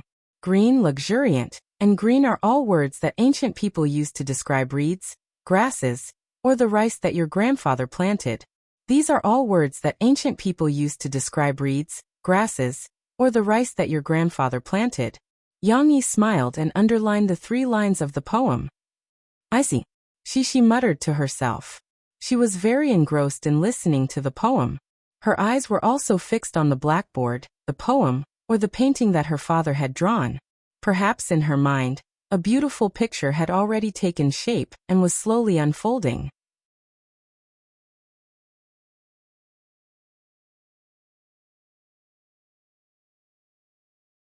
Chapter 883. After Yang Yi's interpretation of the ancient poem, Shishi quickly understood the meaning of the poem. The wind of Chiner reeds and mountains. Isn't it just difficult to find someone you like? Of course, Shishi's understanding of like was still on the level of friends. It was just like how she felt that Yu Xiaowei was very interesting, a powerful and easy to talk to friend. Yang Yi didn't analyze the deeper meaning of the ancient poem too deeply. He felt that Shishi hadn't reached the stage where she could completely understand it, so he wanted to use another level to maintain Shishi's interest in ancient poems. Therefore, when Murphy thought that he had finished speaking and was about to put down Tong Tong, who was already rebelling, Yang Yi smiled and said, "Actually, this poem also has a song. Using the poem as the framework, you can also sing it." Wow. Really? Shishi was like a little fangirl. She held her small hands and looked at her father with admiration. How does my father know everything? He's really too amazing. Really? This poem can be sung? Murphy looked at Yang Yi in surprise. Of course. Yang Yi enjoyed being stared at by the two women he loved the most. Naturally, he couldn't help but want to show off his skills. There was a small problem. There was no piano at home, because they had to make room for Tong Tong's castle to play in. And because Yang Yi and Murphy spent most of their time in the studio, there was a performance-level piano in the studio, so they didn't buy a piano at home. They didn't like upright pianos. But this wasn't a problem for Yang Yi. He gestured to Shishi and Murphy to wait for a while, then ran up to the third floor and took down the electronic piano from the small studio. It's not a piano. The sound quality is a bit worse. Yang Yi looked up and smiled. The electronic piano wasn't without its benefits. For example, it could adjust the volume. After the soothing prelude, Yang Yi turned down the accompaniment of the electronic piano and began to sing. Lush green grass, boundless white fog. Note 1. Yang Yi was imitating Li Jian's singing style. His voice might be lower than Teresa Tung's, and it didn't have the sweet beauty of a female voice, but the melodious tone made people feel as if they were in the same place. It was as if there was really a reed field filled with white fog in front of them. What was even more amazing was that Yang Yi was imitating the way he used his emotions to control the tone of his voice. Sometimes the high pitch, sometimes the low pitch. It gave people a sense of beauty that was similar to poetry. Maybe Cece didn't feel it that deeply, but when Mo Fei heard the first sentence, she couldn't help but close her eyes and raise her slender left hand as if she was following the rhythm. Her ears were very picky. She could clearly hear the changes in Yang Yi's breath when he was singing. It was also because of this that Yang Yi used his endless breath to easily control the weak part of the first few lines of the song. He didn't stop singing halfway. But it was also because of this switch between strong and weak tones that the poetic scrolls slowly opened up in her mind along with the song. I'm willing to go with the flow, looking for her direction, but I vaguely see. Yang Yi's string of glissando was so beautiful. Murphy's body trembled slightly, as if there was a surge of energy, as if she wanted to hum along with him. She's in the middle of the water. The pronunciation of the next line was so special that Murphy couldn't help but open her eyes. She wanted to understand how Yang Yi could infuse the word middle with such inspiration. Of course, the lyrics had already been sung. Murphy looked at Yang Yi's eyes, and there was only an unconcealable love left. The following repetition lost some of its freshness. Only the interaction between Yang Yi and Shishi's head was left. Murphy didn't close her eyes again. She calmed down and enjoyed the gentle beauty of the song. There's a beauty on the other side of the water. The last line was supposed to have a little bit of a return after the high notes, and even a sense of emptiness that gradually drifted away. But Yang Yi forgot to sing it. After all, he was singing in front of his family. He was eager to get the praise of his daughter and wife, so he ended it a little sloppily. How is it? Yang Yi released the keys and asked with a smile. How is it? When the sound of the electronic piano ended, Yang Yi released the keys and withdrew his hands. It's good. She couldn't wait any longer. She clapped her little hands and called out crisply. She looked at her father with big sparkling eyes, as if there were little stars in them that were about to jump out. Ha! Yang Yi raised his eyebrows at his daughter and laughed happily. She sat in her seat and didn't jump up and down for a while. But she also learned from her father and squinted her eyes, giggling nonstop. It's really good. Murphy also sighed with emotion. I'm thinking, in the past, did the ancients also sing with this kind of rhythm? It's so beautiful. It has a very strong ancient feeling. I'm not sure if the ancients also sang like this. Yang Yi smiled at Murphy. But this song is indeed an ancient song. And, in fact, I'm not the best at singing this song. Its tune is more suitable for a female voice. Wasn't that right? Even though Li Jian's cover was a classic, even though Tung Lijun only sang a cover, her version was definitely the best. One must know that in 1980, she released a record with the same title. Not only was it a platinum record, but it was also recognized by fans as the one with the best singing. The original singer, Gao Lingfeng, later said on a variety show that after listening to Deng's version, she even forgot that she was the original singer. When she remembered, she felt ashamed that her singing was really bad. Is it really suitable for a female voice? It's really, but I haven't tried it yet. Murphy was surprised at first, then she fell into a state of deep thought. When you have time, you should practice this song too. Yang Yi encouraged. Of course, Murphy's voice was very different from Deng's. Yang Yi didn't think that Murphy could sing with the same feeling as Deng's. Moreover, Murphy also had her own understanding of the song. Yang Yi was looking forward to Murphy's version. He didn't know if it could surpass the classic. I want to sing too. She didn't want to be left out, so she raised her small hand. Yang Yi and Murphy looked at each other and laughed. You can sing if you want. Dad can teach you to sing now. Didn't you say that you wanted to tell the meaning of this poem to Sister Xiaowei? Maybe it'll be more interesting if you sing it to her. Yang Yi said. Dad just said it casually, but Shishi's eyes lit up. Yes. Why didn't I think of that? The little girl could even draw inferences. She counted with her fingers and said happily, I can also sing it to Exine Air. Because she thinks that Sister Xiaowei's singing is good. I can sing very well too.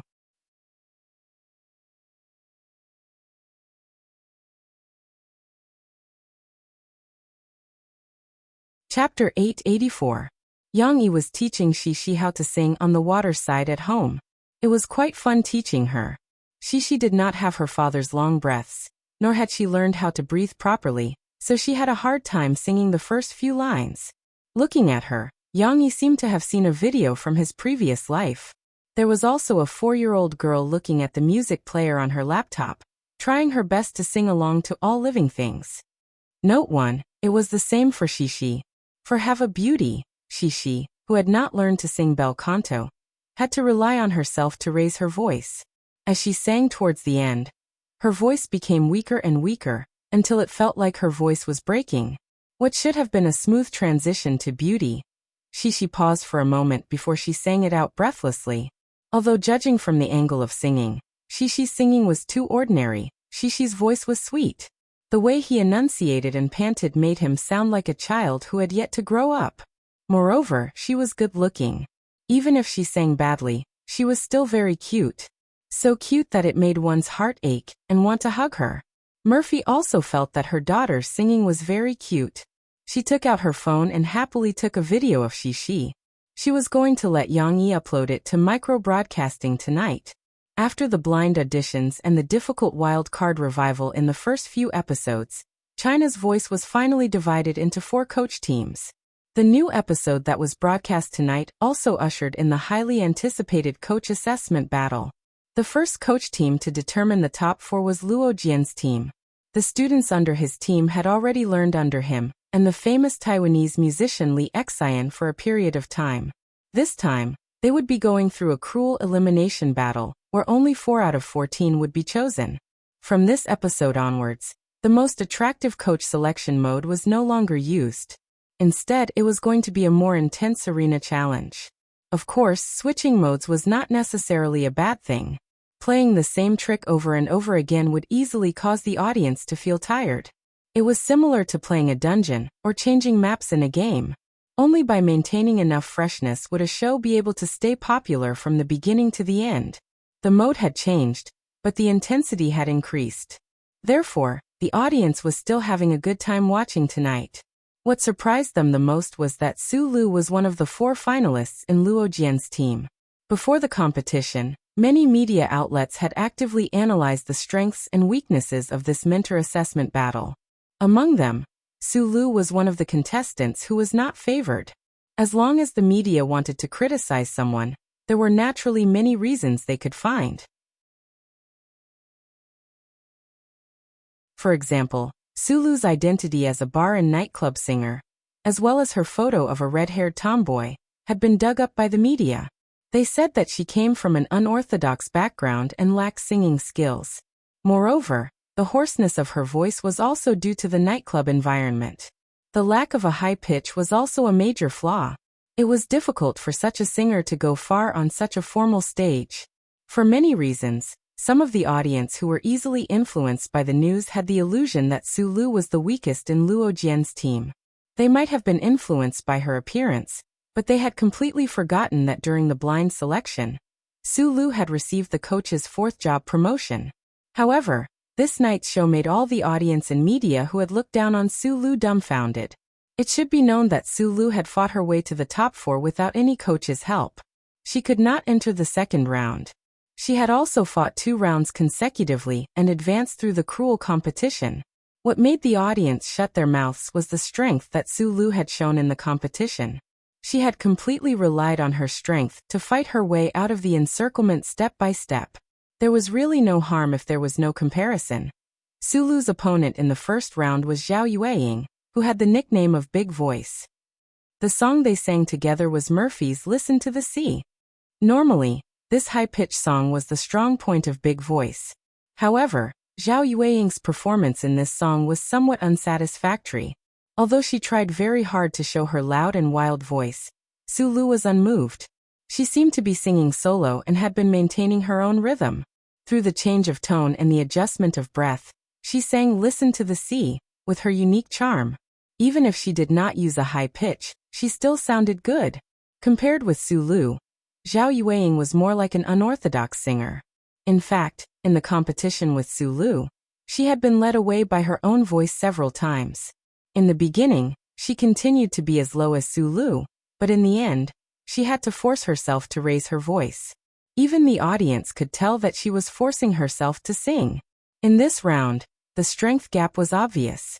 Sulu had gained Luo Jian's approval without any accident. If they only looked at this round of the competition, perhaps many of the audience would think that Sulu had an unfair advantage. They would not be convinced by her promotion as they were later.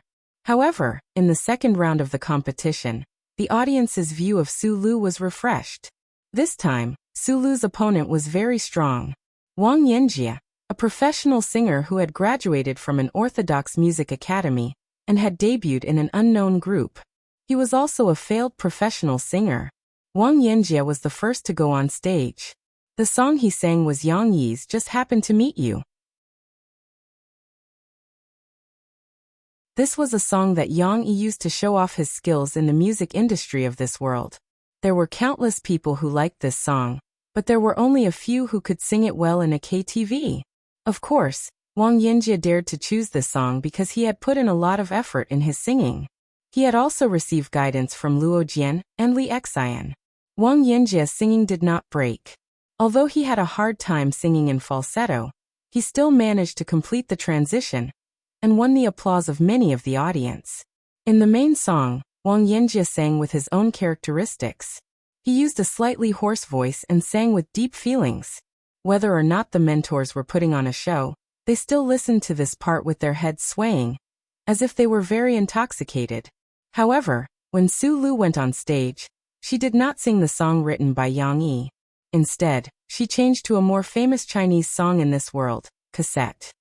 This song was a high-pitched song and had a strong rock style. It was a strong contrast to Sulu's own lyrical singing style. When the subtitles came out, the audience thought that Sulu was going to sing other people's songs in her own style again. However, she didn't. This time, Sulu really followed the original version of the song. She honestly sang in a rock and roll style, and honestly sang a hoarse high note. Her skills shocked everyone and completely overturned the audience's impression of her. This high-pitched voice was still a little different from the high-pitched voice of the previous, Listen to the Sea singer. However, for Sulu's performance, this was definitely a breakthrough performance. On the TV screen, Sulu had transformed from a well-behaved tomboy into a rock-and-roll tomboy. Her singing was full of emotion and sparks flew everywhere. Not only the audience, but even the other 3 coaches who had chosen her were stunned by her performance. Although their comments were still praising both sides, anyone with a discerning eye could see that they still favored Sulu's performance more. Wang Yinjie sang well, but in the ears of the picky mentors, there were still many problems with his falsetto. Sulu, among my students, is the one who has improved the fastest in the past 2 months. In the final comment, Luo Jian finally showed his trump card proudly and formally introduced Sulu to the other mentors. It turned out that in the past 2 months of training, Sulu had improved very quickly. She was like a sponge, trying to absorb the nutrients that the mentors imparted to her. Although Sulu did not like to sing high-pitched voices and Luo Jian was not good at it, Luo Jian's good friend, Li Xian, who was invited by Luo Jian, was a female singer with a wider range. Under her guidance, Sulu's singing had improved by leaps and bounds. Sulu's voice was a little hoarse. Indeed, she did not have the talent to become a high-pitched singer, but her skills could make up for some of her shortcomings. She could sing to a certain extent, and even if she changed her style, she could sing with a rock sound. Cassette had become her secret weapon to show off her high-pitched voice. Even if she did not use high-pitched and rock-and-roll skills, with Sulu's current strength in Luo Jian's team, perhaps only Yuan Yike, who was selected by Luo Jian to enter the top 4 directly, could match her. The audience who had watched the whole process would not question Sulu's advancement. They could only say that Wang Yinjie did not complain about his loss. Luo Jian, don't be complacent. Between Sulu and Yuan Yike, who will be the champion of the mentors team, it will be a headache for you. Sulu's singing is so good. It's really surprising. A bar singer can also be so good? Why are the singers in the bars I go to not as good as the KTV Mike Hogg? I don't know which management company Sulu will sign with. Whether she wins the championship or not, I am optimistic about her future. Her potential is too great. Her improvement in the past 2 months is really amazing. Young E, sign her. It's so rare to have a female singer with such good singing skills. Moreover, she likes to sing your songs. The audience on the internet were amazed by Sulu's improvement and strength. They started to urge Yang Yi to sign Sulu. However, they did not know that Sulu had already signed with a good management company under the recommendation of her mentor. Moreover, they did not know that Yang Yi would not sign a second female singer other than Murphy. Yang Huan is not a singer. What they did not know was that Yang Yi did not care who in Luo Jian's team would advance. On the weekend at the coffee shop at the corner of the street, he and a group of friends were comforting Thousand Miles Chuanshu, who had been eliminated. You're tuning in to the Earbook Haven YouTube channel. Don't forget to subscribe and join us on this journey to catch the most captivating stories.